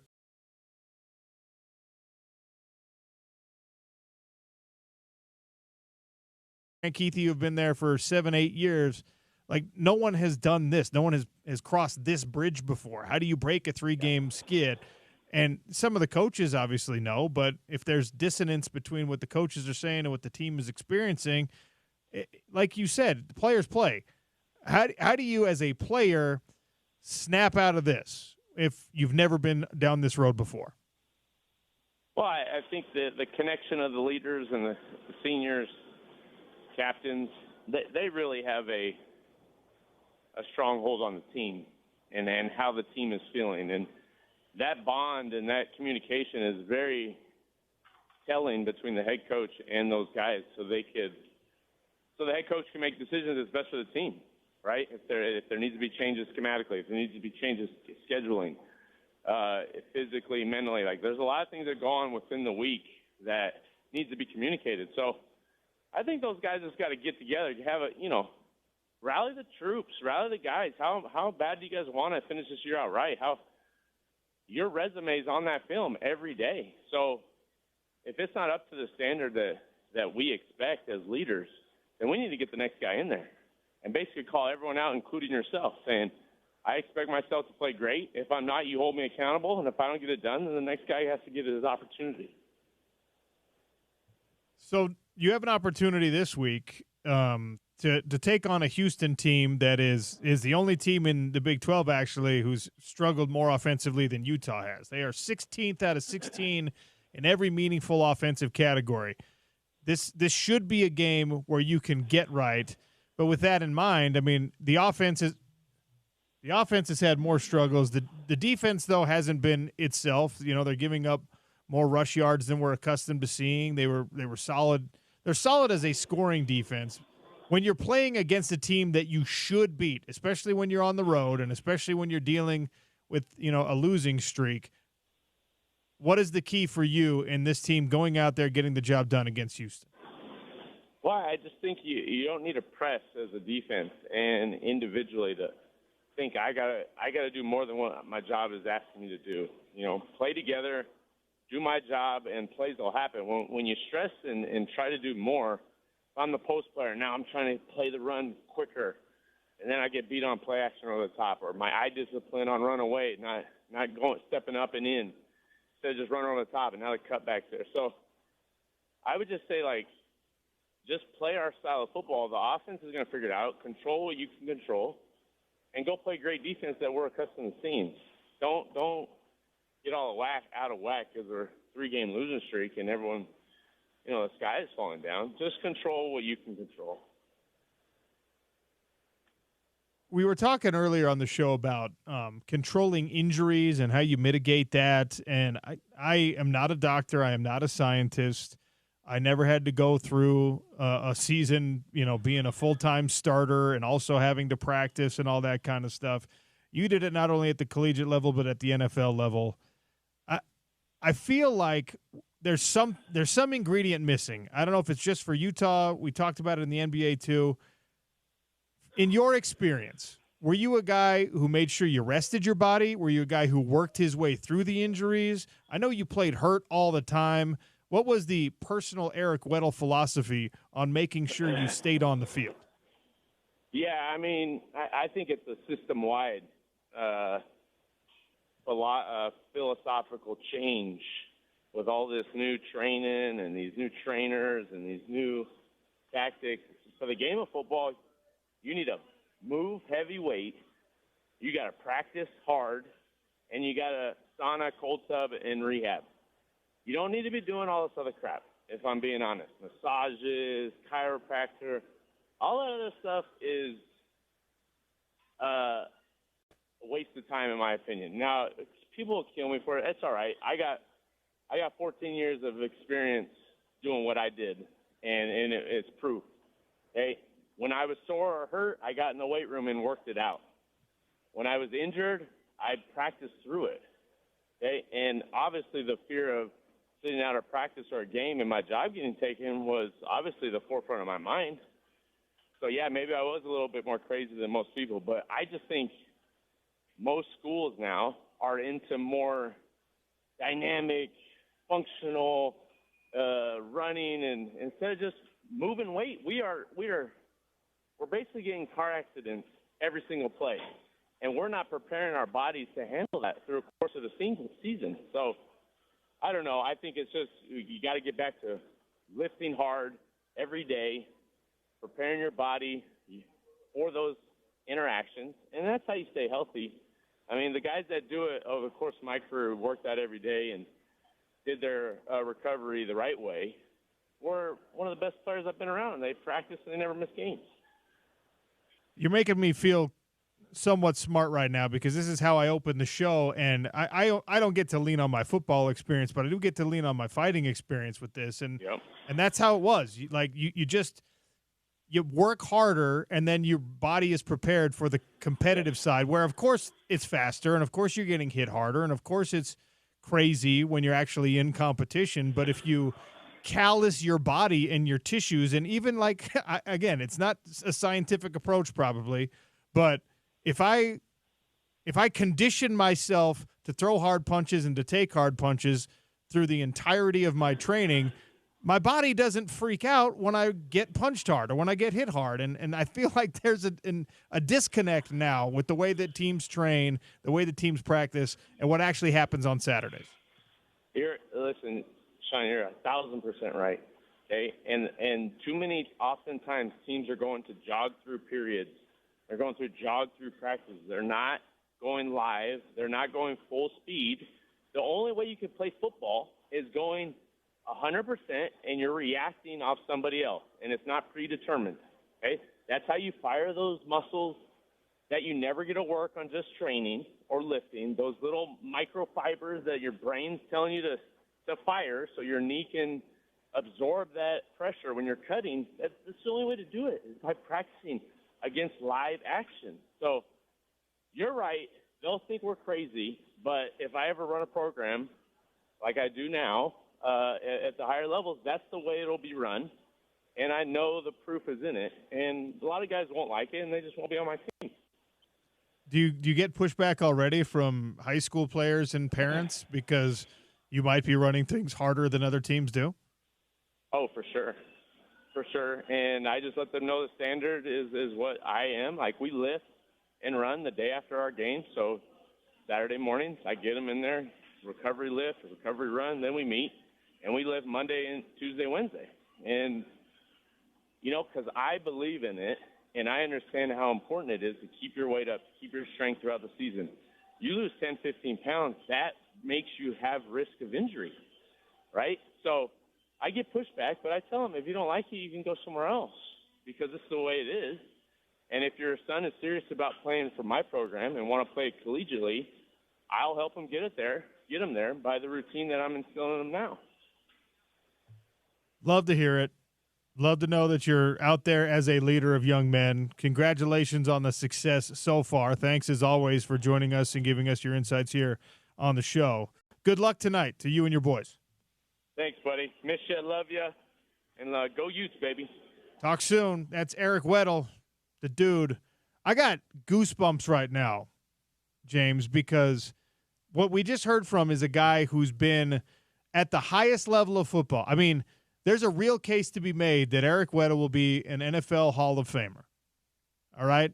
And his way, the proof is in the pudding. His way of doing things was to ask more of your body than a lot of the scientific approaches, the quote-unquote scientific approaches, are now asking of a player's body. And it worked for him. So the reason I have goosebumps is because knowing that he's instilling that in 15, 16, 17, 18-year-old young men bodes well moving forward. For them, hopefully for, their football futures, and even if it's not their football futures, just them as human beings, builds some grit, resilience, and hopefully prevents injury. Yeah, I would think so. And I never played football even at the high school level, so I don't know, what your body feels like, what your body goes through playing a football game. Never fought like you have, don't know that physical trauma that your body can go through playing a combat or a collision sport like that. But just logically, it doesn't make any sense to not, like Weddle just said, it doesn't make any sense to take it easier in practice when you know in the games, your body's going to go through way more physical trauma, physicality than in any other part of your life, probably, right? Yeah. And how you can't just go, you know what, we're going to prepare for that by being physical, by like what he said. It was fascinating to hear him say that when you're sore, you lift it out. You don't take it easy, which is probably what your mind is telling you to do. Let me take it easy. Let me rest a little bit. Let me get a massage. No, we're going to hit the weight room. Like, that just makes all kinds of sense to me, because how else is your body going to be prepared for when 300-pound guys are hitting you, 250-pound guys are hitting you at full speed? I don't know. Yeah, again, there are people whose entire lives and study and jobs are dedicated to this. They're athletic trainers. They know the difference between hurt and sore and injured, because there's a difference between all those things, right? And sometimes it takes being a knucklehead and just being like, you know what, this sucks, but I'm going to do it anyway. And that is happening right now at the University of Utah with a lot of these players. I'm not here to tell you that it's not. Everybody in college football right now, everybody in the NFL right now, every high-level athlete, with maybe the exception of the NBA, who's only played a game so far, every team has somebody on it who's fighting through an injury, who's playing through a hurt, and so it's not like it's gone. I'm not one of these folks like, the kids have gone soft these days. I'm not blaming it on the kids in any way. I'm talking about the industry, to me, and this is coaching also. The industry has outthought itself. They've outthunk itself. I like that, outthunk. Right? We've seen this in many industries. You try to get too cute. You try to get too smart. Yeah. Remember when we always knew where our car keys were, because while you were in the car, they were in the car. They were plugged into the car. And then we were like, we don't want to do that anymore. We're just going to have a button that you push. And now you don't even know where your damn car keys are. Yeah. Are they in the console? Are they in your pocket? Like, we overthought something that was simple enough. There was a perfect Goldilocks period, and I don't know when it was. And maybe it's now, and I'm just an idiot. But where you had the right mix of extreme pressure on your body that allowed you to toughen up. And then we went beyond that, and people were overtraining, and rhabdomyolysis came in. That's when it happened, dude. It was CrossFit that ruined it for everyone. CrossFit, people's bodies started to eat the muscle, and you got sick, and you ruined your kidneys and your liver and all this stuff. So people are like, that's overtraining. And then everyone got real worried about overtraining. and real worried about the chronic inflammation injuries, the tendonitis that leads to the rupture and that kind of stuff. And, of course, you have to worry about that. Of course, you have to be serious about all those things. But just because you're sore doesn't mean you have tendonitis. Yeah. And these sports scientists, these athletic trainers who dedicated their lives to this injury prevention and injury treatment, I believe that there's a way for that sports science to figure out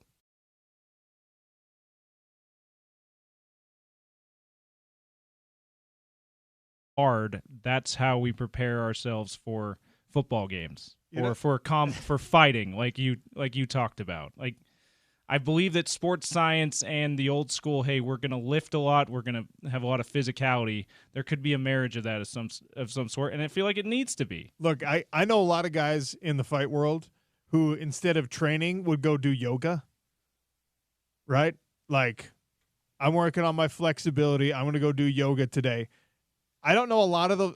There are some, but I don't personally know any of those guys who fought at the elite level, right? Like, I have a smile on my face right now because I can imagine. I know how Eric Weddle is, and I can imagine him walking into an NFL facility on, like, the recovery day, and guys are going and they're scheduling their time with the massage therapist while Weddle's walking to the weight room. And I know he wasn't quiet about that to those young guys. Right? Just chirping them. Just like, oh, you're going to go get a massage? That's not helping you. Anyway, fascinating conversation with Eric Weddle, whose Rancho Bernardo Broncos are in action tonight against San Marcos. This is a big game, like he said. So, league title on the line. Love to see it. Sean O'Connell Show, plenty left to talk about. Nate Orchard joining us in 5 minutes. It's ESPN 700.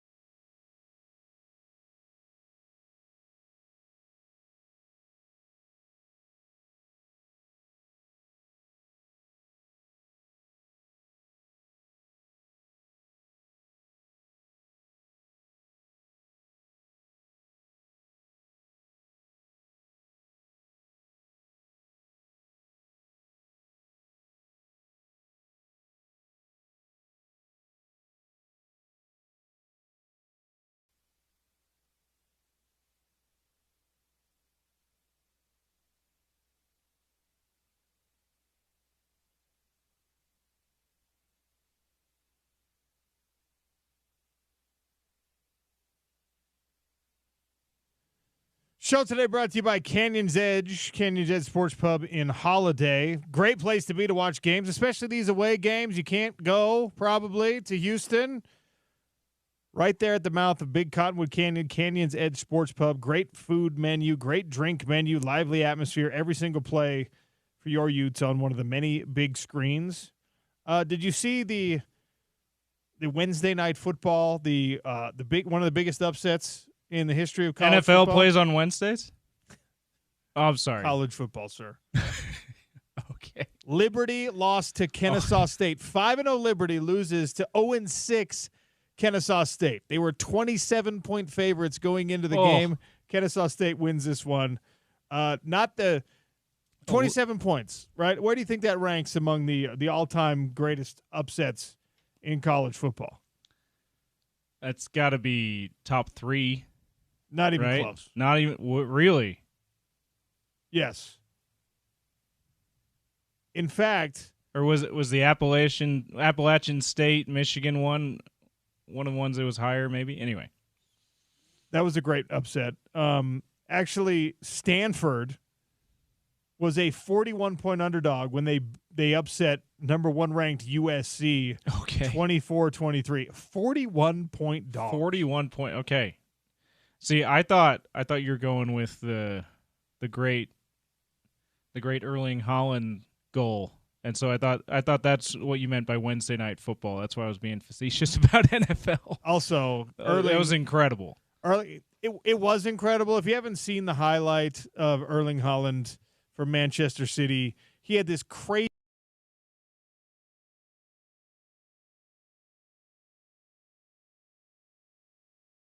out of the ball. So he had to use basically the bottom of his foot, kicking it backwards, like across his body too, with his back parallel to the ground. Yes, it was like it's like a spider kick. Let me tell you something though, that is just pure luck. Yeah, he could not do that again. As great of a player as he is, he could not do that again if he tried 100 more times.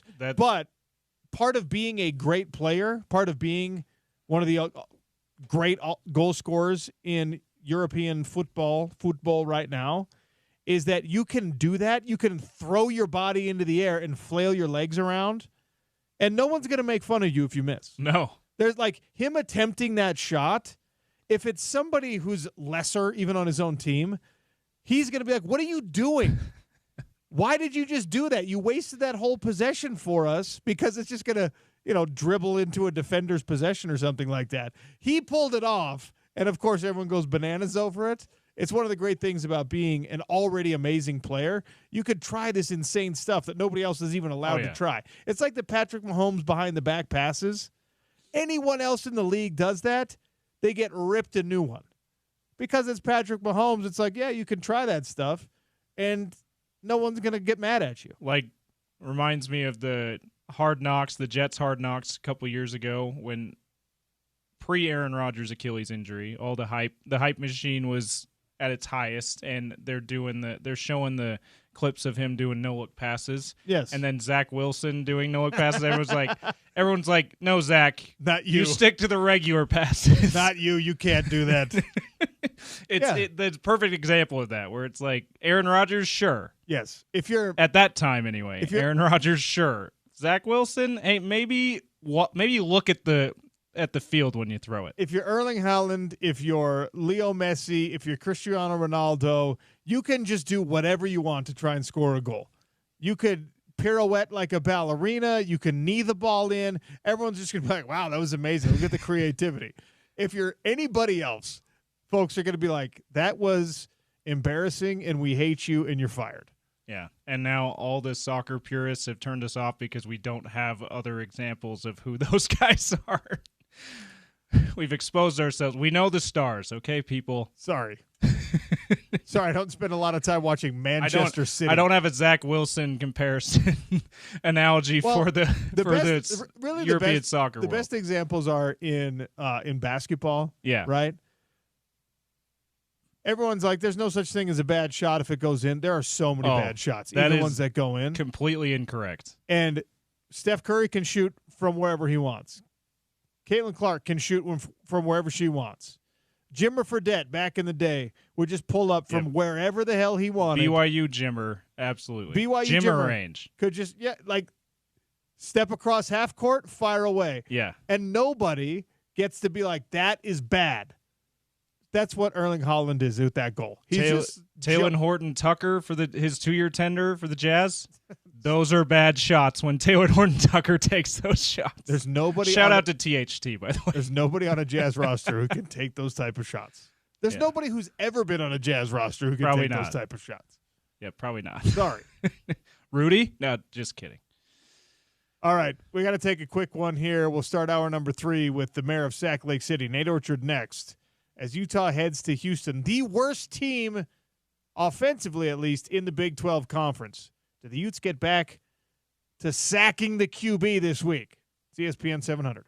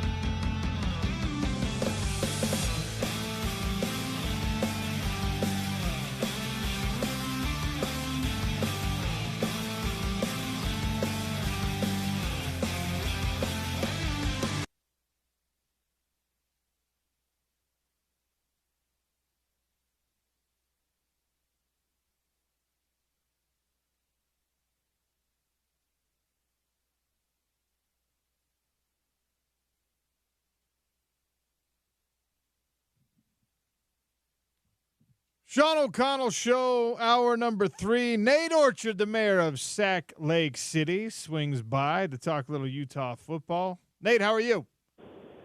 I'm good, OC. How you holding up? Man, doing all right. Interesting week so far. Jazz are back in action. Utah Hockey Club tonight, this weekend. The Utes are on the road at Houston. Houston is the worst offensive team in the Big 12 Conference. They give up more sacks than just about everybody in this Big 12 Conference.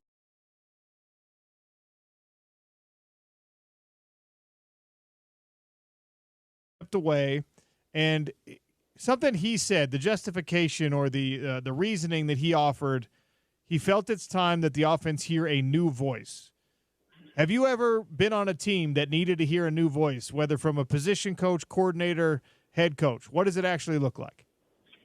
I mean, you and I both know better than anything. I think that's just a bunch of shenanigans, right? It cuts a lot deeper than that, whether it's, something he and Witt had discussed behind closed door. I think the way it was left, obviously, just making it as cordial as possible as a departure. I know they go way back, but at the end of the day, there's a lot more inner workings that we may know, that I know, but, I'm speculating. But that goes on behind the scenes, just playing the number of years in this game from high school, college, and in the pros. There's a lot more that goes on behind the scenes. And, with Cam and the lack of, Coach Ludwig being able to find that the successor to Cam, as he kind of inherited him as his time there at Utah. I think there's a lot that plays into his departure and stepping down. But, it just, as coaches say, and as cliche as it is, it's next man up mentality. And Mike being the OC now, but you just got to find a way, right? And with that, it's unfortunate, but as far as a new voice, I don't think the voice and the messaging is going to change much. It's just the way players react and understand what they need to do moving forward is going to be the biggest thing. We had Weddle on, and he said, hey, I feel like this team has lost the identity. Do you agree? No, amen to that. I do. To me, this Utah football is known for its defense. The defense is his identity. And you're going to have, and we've had our struggles offensively. You look past, these last five years, the struggle has been there, but defense has always been able to bail the offense out, and special teams for that nature, right? I don't think we've had a single explosive special teams play this year, but just finding the difference on offense or on defense and special teams, putting your offense in a position to be with a short field and allowing them to get momentum and confidence has been huge. And so as far as the identity, I agree with Weddle. We've lost our identity, and we need to find that again and just really find that passion and love for the game. And being there on Saturday, you could just feel how flat it was from the beginning. And who knows if that has to do with Cam being out. But, yeah, as far as Utah football, we got to find our identity again. I mean, when you're heading into, week 8 of a season, and you got another bye week coming, all these changes in the program, people walking around with bumps and bruises, how realistic is it to expect that, you can make a big significant change? Coach Witt says all the time, you are who you are once you get into like 4 or 5 weeks into the season. If that holds true for this Utah football team, it's only going to be ugly down the stretch. Is it realistic for us to expect that they can reignite some spark down in Houston? I do. I believe they can. And, given Houston is ranked at the bottom as far as offense and the pressures and things like that, people getting to the quarterback, like maybe that's enough for our defense to get their confidence back, given we've only had 1 sack in the last 3 games, and that's from a linebacker. We got to get our mojo back. With that, we'll be able to cause turnovers as we pressure the quarterback, and again, putting our offense in a position to be successful. And it's complementary football. And so with that, all 3 phases need to be firing in order for the guys to really get that energy and excitement back. Nate Orchard, our guest here on the Sean O'Connell Show, talking Utah football as they head down to Houston for an away game, a Big 12 conference game against a team that has had very significant struggles offensively this year, even more offensive struggles than Utah has had. Now, that leads me to, this defense has only been giving up 16 points a game. They're scoring defense, second in the league right now, and you can kind of fall victim to the idea that, hey, the defense is doing its part, and now it's everyone else's fault, but that doesn't lend itself to success in a team dynamic when you're Morgan Scalley, when you're Corrine Reed, when you're someone that's on this defense and you're holding up your end of the bargain, at least in the scoring aspect of competition. What's the correct way to communicate with your offense, to help your teammates be successful? You can't go out there and throw the passes for them. You can't carry the ball for them. What's the best way a defense can support the offense in creating more points? Yeah, I think back to my time at the University of Utah, and in 2012 and 13, we didn't go to a bowl game. We fell short of that. But through the adversity and, as we head into my senior year and continue to have the struggles at the quarterback position, we had Travis, we had Adam Schultz, we had Kendall Thompson, the transfer from Oklahoma, I believe. We went through an array of quarterbacks, but the messaging on the defensive side never changed. And, Scally, Kalani, guys are cut from the same cloth. Like, they could care less. There's no excuse. The number where we're ranked is where we're supposed to be, but we need to do more. We need to fine-tune the little things. I mean, you turn on the film from the last 3 games, there are so many areas, whether it's in the run, the pass, starting at the front as far as the defensive line and working your way back, technical things that you can fix and fits on where backers need to be and safeties coming downhill to where we can make a big play. We can stop them for negative yardage and forcing them to punt or, big play opportunities that are right there, but you're just inches away from it. All things you need to fine tune. And again, it just comes back to defense. We are Utah football. We will be accountable. And yes, it's a team sport, but at the same time, there's this nastiness, this chippy, on our shoulder as far as, hey, we are going to be the difference makers. And if the game's going to come down to the wire, it's going to be on us to make it happen. How uniform are practice methods across teams? You got to bounce around in the NFL a little bit and be part of several franchises. And, there's been a philosophical practice change at the University of Utah this year. In the offseason, they talked about, hey, we're going to run camp NFL style. That's, a couple hard days, then a rest day instead of just grinding your way through 2 weeks of fall camp. And that's a departure from some of the methods that have worked out for Utah in the past. I'm not saying it was a bad idea. I'm not saying that it's a reason that the injury problems have continued, but it's not the way it was done when I was there. I don't think it was the way it was done when you were there. So as you went through college football and your pro career, what practice schedule, what weight room schedule, what worked best in your mind for keeping a team dialed in, keeping them healthy, et cetera? Yeah, I've had an array of coordinators in my time in the NFL. I was very fortunate, just to have Kalani through my time at University of Utah. But in the NFL, in Cleveland, I went through three different defensive coordinators in 3 years.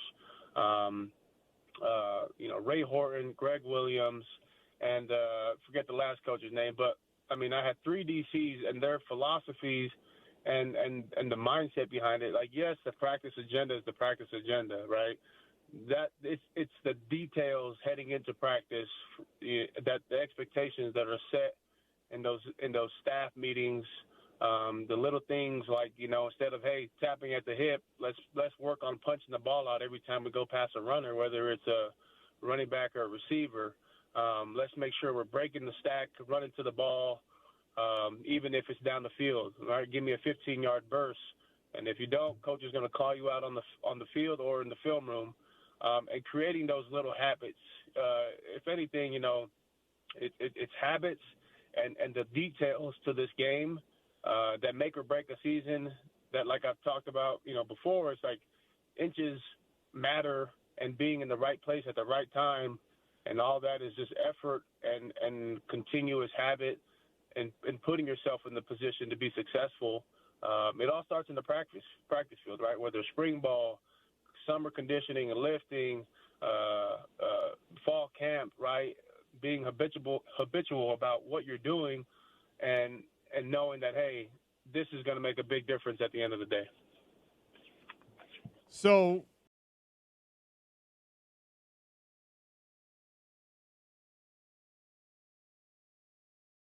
in Pac-12 play back in 2017, when you're trying to get right week after week after week, and so far it has not been successful. What's the biggest challenge on game day in terms of belief that you can actually get it done? It's just your attitude. It's your mentality, right? I mean, as life, like, you're going to get knocked down. Things aren't going to go your way. Doesn't mean you throw in the towel or you don't show up to work because, something difficult is happening, or it's just the cards aren't falling your way. You got to stay true to who you are. And with this, now these last remaining 5 games, right, it's going to be a character thing. Who are these guys behind closed doors? Are they still putting in the same amount of film work that they were in the beginning of the season going into game 1? Are they still taking care of their bodies? So that will say a lot and tell us a lot about how we finish out the season and how these guys react going into this week's game. I want to pick your brain about something interesting in the NFL, if you don't mind. Tua Tagovailoa is back, and he's practicing, and it looks like he might be getting himself ready to play. And the NFL now allows for the Guardian cap. A lot of guys are wearing them in practices, and a lot of guys, I shouldn't say a lot, a couple of guys have even worn them in games. Now, Tua has had chronic concussion problems and no indication that he's going to take the extra precaution of the Guardian cap. And obviously, just the decision to keep pursuing this is one that a lot of people are questioning. But I wanted your thoughts on, a guy who's been important in the Polynesian community and is important in the NFL community, and the decision-making going on with him and the Dolphins right now about playing potentially without extra protection on his head. Look, Tua is a phenomenal human being, and one that represents the Polynesian culture very well. The man is resilient. He's a fighter. He takes pride in who he is and where he comes from. But, it's saddening and disheartening to see what's going on with him, because you don't wish that upon any athlete. But the game of football itself is a violent sport. It's a sport where, the most unorthodox position, whether it's the head, neck, any part of your limb, where you can, suffer significant injury. And you look back at that hit and even some of the other ones, and who's to say if the Guardian cap is going to work? I mean, anything you can put on that head to protect you, even better. But the man is a fighter, right? And most importantly, he's got to fight for his family. He's got to protect himself, his family, and put himself to be in a position to where he can enjoy his kids and their youth and grandkids to come. I just wish him nothing but the best, man, and hope he stays healthy and that his O-line protects him. All right, tell me, before we let you go, tell me what's going on with Advanced Windows, where, of course, you are running things. Yeah, Advanced Window Products, we are your local window manufacturing company. If you have had the thought of replacing your windows or have gotten bids from another window company, please give us an opportunity to earn your business. We are factory direct. We build everything here in Salt Lake City. We, provide peace of mind knowing that if something comes up down the road, we're able to be there and take care of you no matter if it's 10, 15, 20 years from now. With a lifetime warranty, that's just peace of mind that we love to offer every single customer. But you call today, get on our schedule, you'll receive $3,000 off the purchase of 10 or more windows. And all you got to do is call, and that's 801-850-9100. Again, 801-850-9100, or visit us at advancedwindows.com. Great stuff from the mayor of Sac Lake City, and I'm telling you, this is the right time of year to take a hard look at the windows. If you need replacement windows, that's the only phone call you need to make. 801-850-9100. $3,000 off, 10 windows or more. That's $500 better than even the in-season offer that we usually can give you, because Nate just loves you like that. So make the phone call today. Appreciate your time, sir. Thank you. Thanks, OC. Great stuff, as always, from Nate Orchard. This was a bad week for Utah football fans. Houston offers you an opportunity to lean on the cliche, to get right, to feel a little bit better about what's going on. It's an opportunity only. There's no guarantee here. We have seen somehow Houston beat TCU, and TCU is not a bad team. They're not a great team either, but they were good enough to beat the Utes. So cannibalism in this Big 12 conference is a reality, and even your worst teams can beat what were perceived to be, at least at the beginning of the year, your best teams. Why does cannibalism in the conference Utah plays in sound so familiar to me, OC? I can't figure out why. Dude, it's actually the worst. Isn't it? I hate it so much because, first of all, I thought that the Pac-12 was a better fit travel-wise for the University of Utah. I'm not one of these people who's saying it's a truck stop conference in the Big 12. There's really good programs. Basketball, certainly. Football, yes, also. I like the Pac-12 vibe a little bit better. The Big 12 as a landing spot, great. I thought, hopefully, maybe, you could at least get rid of one of the problems that persisted in the Pac-12 conference, where it was impossible for an elite team to emerge, at least until the final year of the conference when Washington somehow pulled it off. It was impossible for anyone to emerge because, everyone was decent, thick through the middle, as I like to say. And now even more so in the Big 12. Groundhog Day. It really is. And it wouldn't be as much of a problem. And in theory, it's not as much of a problem in a 12-team playoff, but it wouldn't be as much of a problem when most of the playoff bids did not rely on subjectivity. And that's where we are with this sport. So, yeah, it's tough, but so far, our friends down south, BYU and Iowa State, are navigating it pretty well. But in the middle, everyone's beating everybody, it seems like. If you're not already playing Underdog Fantasy, you should be. UnderdogFantasy.com, the very easy-to-use mobile app, is the right way to engage with this. Download the app. As you sign up, I want you to use the promo code OCShow. If you do that, it's going to unlock the potential for you to get $1,000 in bonus cash when you make your first cash deposit. And playing is not only easy, it's a lot of fun. So, you know what? I'm going to put together a cash pick'em right now on the air for Underdog Fantasy. Utah Hockey Club in action tonight, and here's how it works. You go into the NHL menu. You click down. It says View by Game. We're playing higher or lower. I'm going to take Colorado at Utah. All right. So Nathan McKinnon, Colorado's best player. The total for shots is set at 4.5. Higher or lower than 4.5 shots for Nathan McKinnon. I took the liberty of looking this up. His average is actually lower than 4.5 shots per game. So I'm going to take lower on Nathan McKinnon for shots tonight. Mikhail Sergachev, we talked about this with Julie Stewart-Binks, our NHL insider on the show yesterday. Time on ice for Sergachev, 25.5 minutes is the total that is set. Do I want to take higher or lower than 25.5 minutes? Well, you're thin on the defense right now, and also you're trying to balance this and worried about maybe playing him too much. So, James, we're going to go higher or lower. I think because you lost Dursey, he's out for a long time, you recalled Lamoureux, so you're potentially bringing a very young, very inexperienced defenseman in. I think this is a game, especially at home, you're asking Sergachev to play higher than those 25.5 minutes. What do you think? Yeah, it makes sense to me. That feels like a pretty safe call there. Okay, and Dylan Guenther, who started the season on an absolutely red-hot torrential pace of goal scoring, it has slowed down a little bit.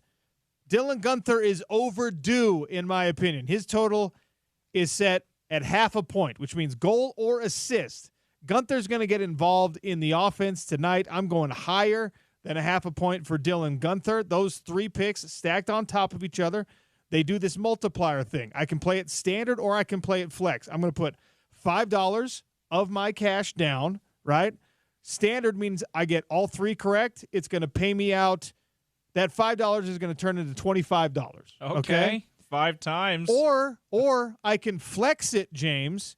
And if I flex, I get 3 correct and my $5 goes 2.5 multiple. So, you know what? I'm going to roll the dice here. I'm going to play it standard. I'm looking for a 5.5 times payout on my cash pick'em with that 3-pick standard high.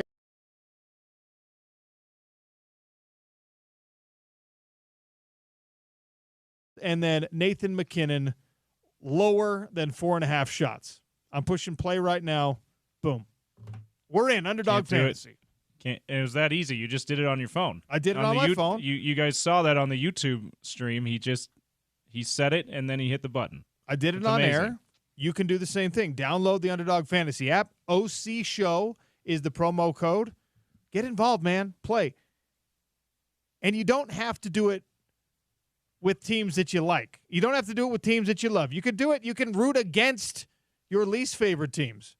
I'm going to be doing this when the World Series starts tomorrow. I'm just going to be doing it to spite Alonso on Dodgers totals. All right?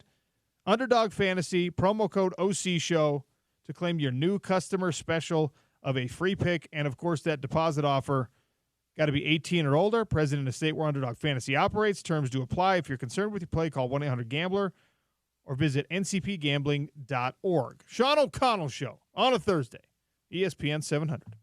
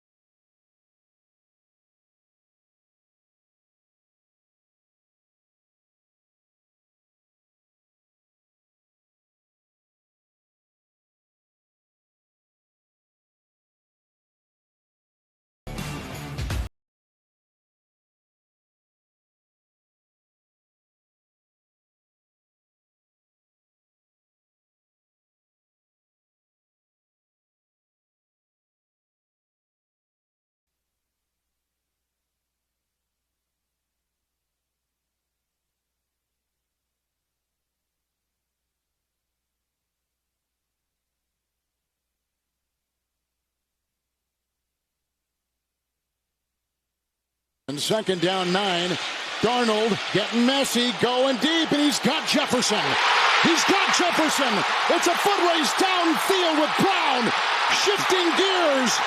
Getting a block. That's 6.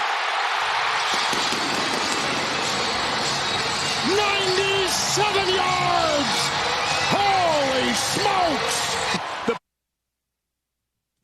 Kevin Harlan on the call there. Vikings-Rams tonight. That was a 97-yard touchdown pass from Sam Darnold to Justin Jefferson in a previous Vikings game. That sound courtesy of CBS Sports. You can listen to the game tonight, Thursday Night Football, right here on ESPN 700 and 92.1 FM, starting at 6 o'clock. I asked Nate Orchard about this. Tua Tagovailoa getting closer to a return to football. I think I've talked about this a lot. There's a lot of nuance when you're talking about head injuries, especially when you're talking about someone who has like a concussion, first time you see someone knocked out, whatever. There's a couple of guys. I mean, you go all the way back. Was it Derek Deese who used to play for the San Francisco 49ers with the extra, like the original Guardian cap on his head? He had the double wide helmet. Chris Borland had 1 year with the San Francisco 49ers. You'll notice that a lot of my NFL stuff is 49er stuff. Chris Borland, though, Patrick Willis gets hurt, right? Everyone's like, oh, my gosh, this sucks. You don't have a good linebacker. Chris Borland, as a rookie, comes in and puts together a defensive rookie of the year campaign. Unbelievable season, linebacker out of Wisconsin. Promptly retires. Doesn't want to do it anymore. He had the nasty hit in the NFC Championship game, right? I think it's Seahawks. I think that's right. Is that the guy? And he had to retire because of it? Yeah. Well, and that's the thing is, like, did he have to retire or did he choose to retire? Yeah. He's a really intelligent guy. He also had the benefit of coming from a place where he does not need money the same way other people do. He was not a guy like some NFL players are who is providing multi-generational wealth to his family. He came from a very affluent background, and he, I think, was able to make a decision at least partially based on that. Yeah. We've talked about this with Tua. Tua, he's got all the money he needs, right? His legacy in the NFL, if he stops now, will be, what might have been because of the injuries. But isn't it better to have it be what might have been with his NFL career than what it might have been with his life if he gets another bad concussion? I would think so. And DP, Dan Patrick's show, 7-11 now every morning here on ESPN 700, 92.1 FM. I think it was yesterday's show. He was talking a lot about this. Might have been the day before. He was listing some of the names. Junior Seau. We obviously know about Aaron Hernandez's struggles and that he was linked to CTE and things. Dave Durson. So there's a laundry list of names of guys who died well before they probably should have, and a lot of it had to do with concussions and head injuries from playing football. And yeah, it's what you sign up for. And just about everybody who's played the game will say, I would do it again, even with all of the injuries I've suffered and all of the negative consequences that have come of that. But at the same time, this is a chance for Tua to say, I can step away from this, still lead a longer life, probably, and hopefully prevent something tragic like some of those other guys went through. I was listening to Dan Patrick this morning as I was driving in right here on ESPN 700, and actually there was a caller. They were talking about, well, why not wear a Guardian cap at least, right? And they got into the speculation again. What does the NFL want? Does the NFL want to see Tua on the field? Do they want to see Tua wearing a Guardian cap if he is on the field? And there was actually a caller who brought in something that Dan and the guys didn't react to at all. Maybe they didn't like the opinion. Maybe they didn't want to step in that mud, whatever it was. But they Guy said, hey, I actually think the NFL doesn't want to see Tua wearing a Guardian cap because he's going to get knocked out again and he's going to be in that fencer's pose again, and they don't want somebody wearing a Guardian cap to be looking like that. And I was like, I mean, I don't know if it goes that deep, but it's not something I would reject wholesale either. Yeah, I suppose it's possible. I think the other one that I think is a little more than a little ridiculous is the amount of people that are like, well, they don't want, maybe the league doesn't want, certainly some of the players who are considering this or should consider wearing Guardian caps don't want to wear it because of the look. It doesn't look good. It doesn't look good. It really doesn't look good, but at the same time, like, yeah, let's find ways to make it look better. I'm sure there's ways to do that with some innovation and things.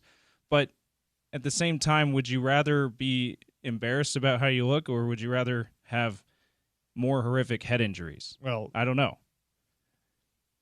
For me, I think I can live with the look. Yeah, that's not always how you think when you're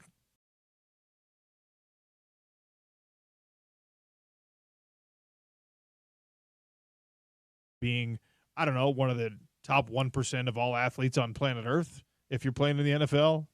So it's just an interesting situation. And juxtaposed to the story and the conversation of Tua Tagovailoa nearing a return in the NFL, despite what we have seen so many times with him, is a story that is going to be lesser talked about, applies in college football. And I guess there's an in-state link here because Grayson McCall was, if I'm not mistaken, quarterbacking that Coastal Carolina team that spoiled BYU's COVID season, right?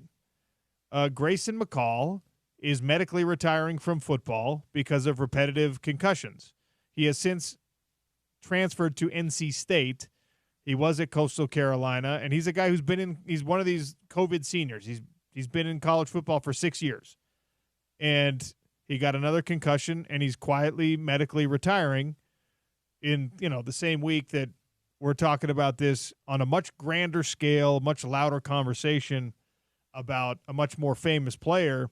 You have a really high-quality, respectable college football quarterback who's being forced out of the game because of repetitive concussions, and he's like, yeah, I'm done. So it's interesting the way that you've got that decision from a guy who doesn't have the insane money already in the bank account versus a guy who really could walk away and be fine in terms of taking care of his future, at least financially. Yeah. The other thing this reminds me of, OC, is sports like hockey and baseball, where there was a long time in those sports where no one wore helmets. Dude. Right? And that's even more insane in hockey than baseball, obviously, because that's literally a collision sport. You're playing in hockey and you're going out there without any head protection. Baseball, though, few guys kept getting hit in the head by fastballs and whatnot, ricochets, and finally they gradually between somewhere in the 50s into the early 70s, the leagues, the American League and the National League, finally started slowly mandating batting helmets, and there was tons of pushback about that. There's tons of, hey, this looks weird, I don't want to wear this, or okay, it happens one time every season, now we got to overreact and make everyone wear a helmet. I'm not as familiar with the hockey stories, but I'm sure similar stories in hockey around that same time when they were starting to mandate helmets in hockey. And I feel like we're seeing the same kind of thing when it comes to the Guardian caps. I would hope that it's someday, if it's not Guardian caps, some kind of innovation that makes helmets safer, makes helmets more protective, becomes mandatory. But we'll see. It feels like history's repeating itself again, just in a new sport. We got an NHL game tonight. I want to talk about what the rules have been in NHL hockey, because you're right. There was a time where you didn't have to wear the batting helmet. Is it Japan or Korea where even the fans on the front rows have to wear helmets? They've installed. Is that seriously? Wow. They've installed nets now at American ballparks because of the danger, right? Is it bring your own helmet, or do they were like, provide the They were helmets? provided. They if you were Wow. sitting in the front row like box seats, they would give you batting helmets to wear in case the for foul ball balls. yeah hits in the net and still hits him in the head. Okay. In the NHL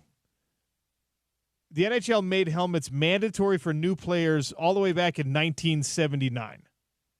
Veteran players, you could grandfather in, right? So if you were already in the NHL pre-1979, you probably weren't wearing a helmet and you did not have to wear a helmet.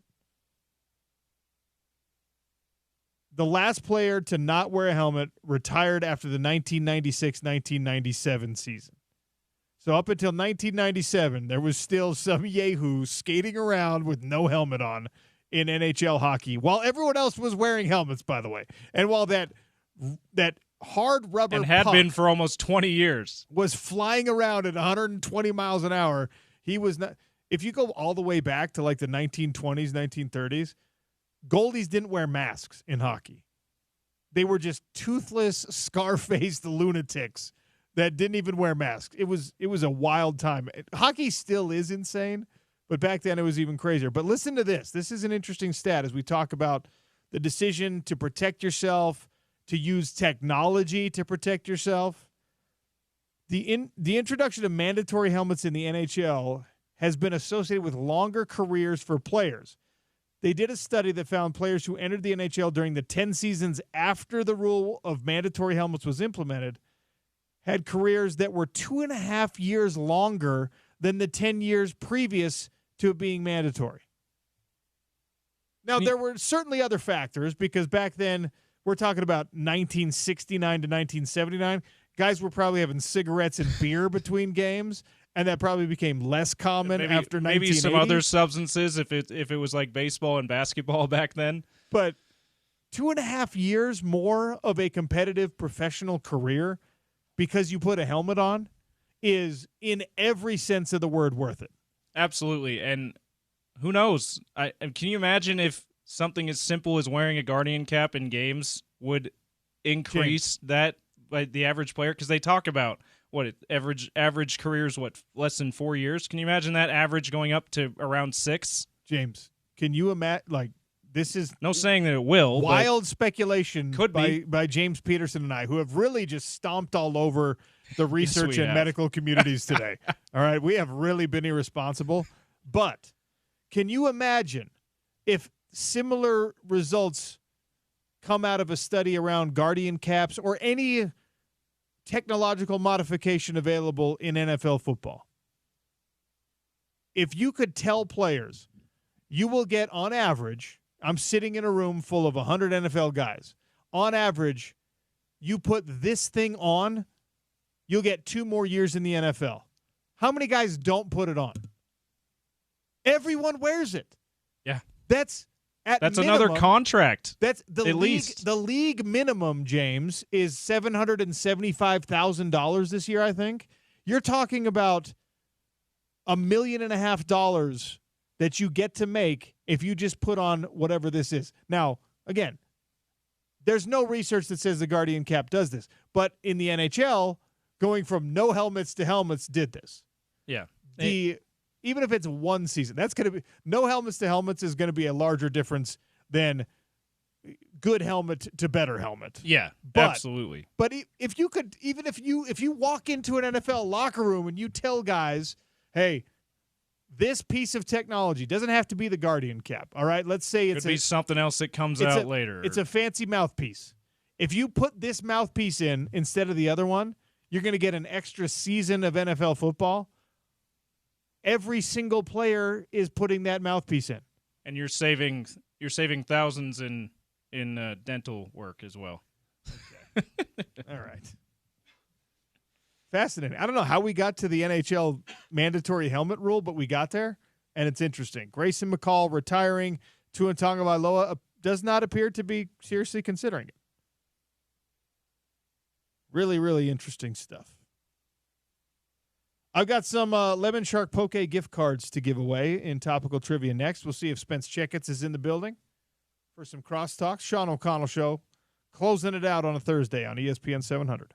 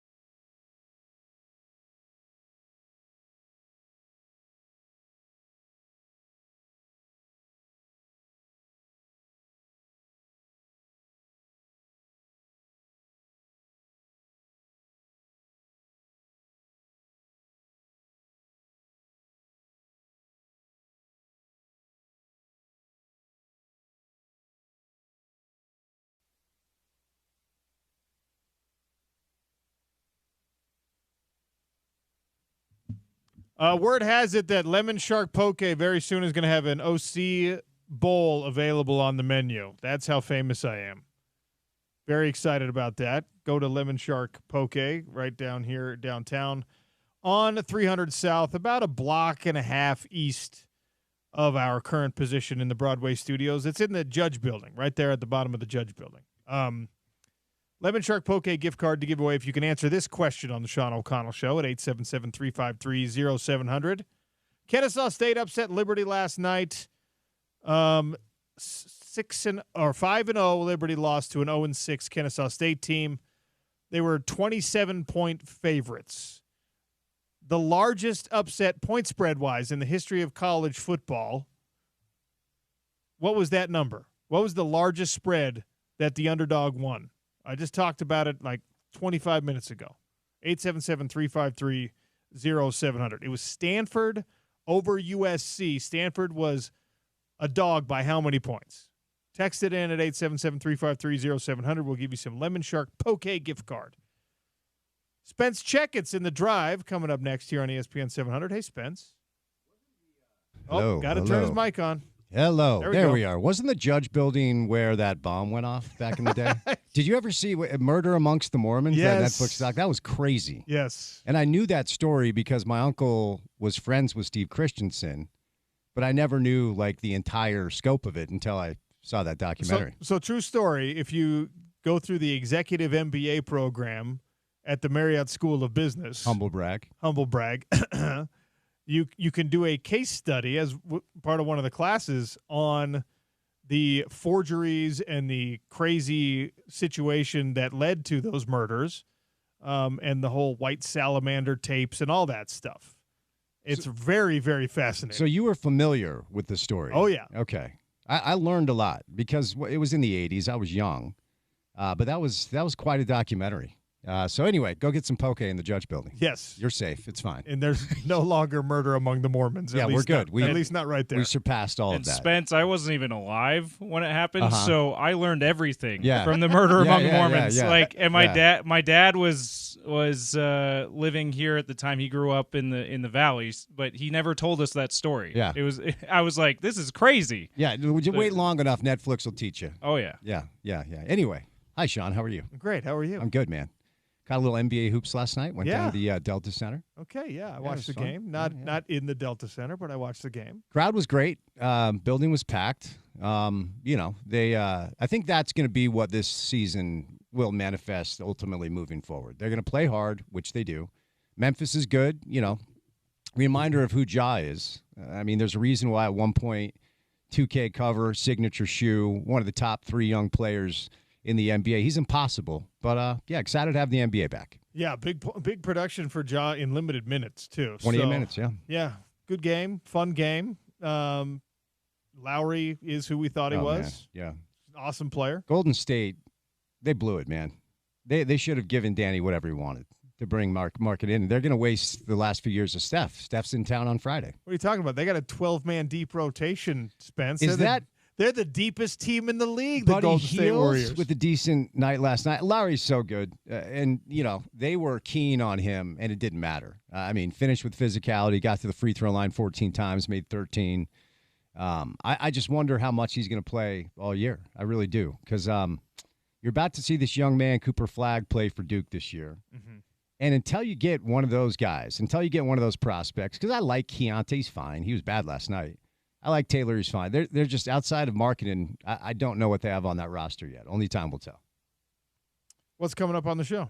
So we will have Bowler and Monson live in studio. We're going to do some college football with Kyle Bonagura as the college football weekend is upon us. And then JP, John Paul Chunga, our old producer. He's going to roll in studio. I did his podcast this week, Round Ball Roundup on the Utah Jazz Podcast Network, and I sat with JP for the game. Saw James at the game last night. He was sitting next to our guy Smitty. Saw Gordy Chiesa. Sat next to Gordy for a minute. He was on the show today. He's the man. His staple seat at the end of the aisle. You can't, don't mess with Gordy's seat. It should have a plaque with his name on it. He's at every seat, every game, every single time. Same seat every game, I should say. Yeah, he should have his own assigned embossed plaque. Bobby Marks, I think he told Porter that Gordy should be in the Hall of Fame. Yeah, I heard that. And he was dead serious. I mean, a lifetime given to the game, dating back to his 20s, 60 years almost in pro and college basketball. And think about who he worked with, Yeah. too. Worked under and worked alongside. I mean, he was on Patino's staff in the 87 Providence Final Four. Obviously, Jerry Sloan. I mean, he's worked among legends of the coaching ranks. Yeah, I wonder how many people understand just how lucky we are to get Gordy on the station every week. Yeah, just a fountain of knowledge. He's certainly in the Hall of Fame for ESPN 700. I rely on him a lot for teaching basketball stuff. So, how you feeling about our Utes heading into Saturday? You know what? Yeah. This is a bad Houston team. So you're going to win this game or the sky has fallen. That's how I feel about it. Before you go, let me ask you this.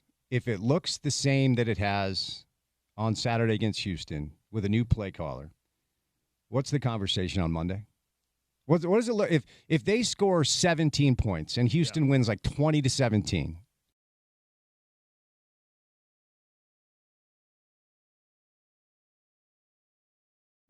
The Jazz are going to roll with Keontae no matter what. Yeah. Are the Utes going to roll with Isaac through thick and thin? No, not if you lose this game, not if you're inept in this game, not if the red zone and turnover issues continue in this game. So, no. I mean, people are already asking that question, and we don't know the answer. Again, I always stress to people, don't be super cliche. The backup quarterback is always the sexiest thing when the starting quarterback's not looking great. And we have no idea what it looks like in practice with Rose and Heward and the Ferrari Batari. We don't know. Guy.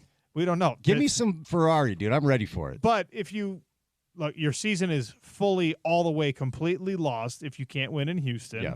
And so it doesn't matter if you let Van Fillinger play quarterback at that point. You might as well see what else is there. Yeah. I think I'm with you. I also agree that this should look better against – I mean, look, Houston beat TCU and TCU beat Utah, if you want to play that game.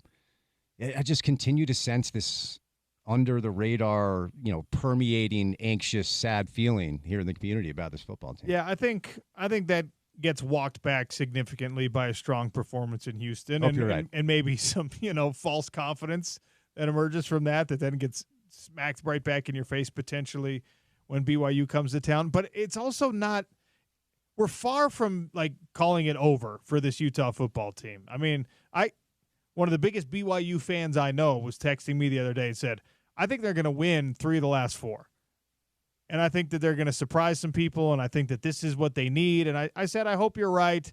I'm skeptical of that being a reality. And the tent pole of his argument was, look what this defense is capable of. They're a very, very solid defense. And because I'm spoiled on Utah defense, I'm like, yeah, but there's 3 games already this year with double-digit missed tackles. How solid is the defense? So I asked these questions to myself and on the air. But Utah football is at a very crucial point, certainly for 2024 and maybe in the larger scale as they head to Houston. Yeah, but that was from a BYU fan. Okay, and I'm surrounded by BYU fans, and this is what BYU fans, it's the thinnest veneer of kindness. They don't mean any of it. What they really want to say is, F you, bro. This she is incredible. Our team rules. You guys suck. But they try to be nice front-facing, and then behind the scenes, they're celebrating and just Who hurt you, Spence? A pig and know what. No, I'm getting who hurt you? No, I'm getting the same messages. They're not is what all I'm saying. the same. No, I'm getting the same messages from brothers, from cousins. Oh, dude, the Utes are still good. No, they're still good.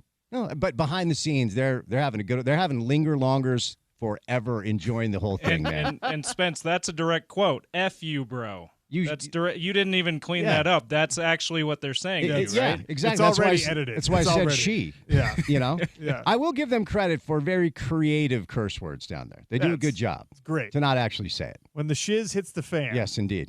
You Indeed. know, it's the best. But they don't mean that they still think Utah's good. They want you to feel better in the moment, and then as soon as they put their phone down, they go on Cougar board. They're like, what's up? You know, We're on top of the world. What you're doing, though, is you're putting all BYU fans in the same bucket as the Cougar board BYU fans. Yeah, I that's no, they're not all like that. Most of them are. They're not all like The ones in my circle are. that. Well, Hashtag I love not all, them. not all Cougars. Indeed. I love them. like they're my brothers because they are. Because they're your and my actual cousins brothers, because they are. I love them, but yeah, the whole like fake thing about Utah still being good from them, it's not sincere. Here's the thing. For me, I actually appreciate the venom and vitriol of a rivalry, of a college football rivalry. Sure. I want BYU fans to feel like they can take their laps today because there's plenty of football left to play this season. For sure. Am I confident on October 24th that Utah's going to win that game on November 9th? Not super. But how many times was Utah the significantly better team with a far more established coaching staff, with a much better roster, and it came down to getting a stop? You got to tackle Taysom Hill on the 3-yard line, or else the narrative is completely Somebody different. covered Johnny Hartline. Now, one of my favorite things right now is our station has become like the indie band for BYU fans. Like I'll get DMs like, "Hey, I'm a huge BYU fan, but I listen to you guys, but I don't tell anyone." Yeah, like we're the show that BYU fans sneak out Friday night to go see and don't tell their parents. We're like the indie band for BYU fans right now, and I kind of like it. We're the Spanish Fork Rage Against the Machine show. We're REM from 1993 before anybody knew who they were. For BYU fans. I like that. Good to see you, man. Good to see you. Stay tuned for The Drive with Spence Checketts. Big thanks to everyone who joined me today. Gordy Chiesa, Eric Weddle, Mekhi Bernard, Nate Orchard. What a show. Sean O'Connell show's done. The Drive is next on ESPN 700.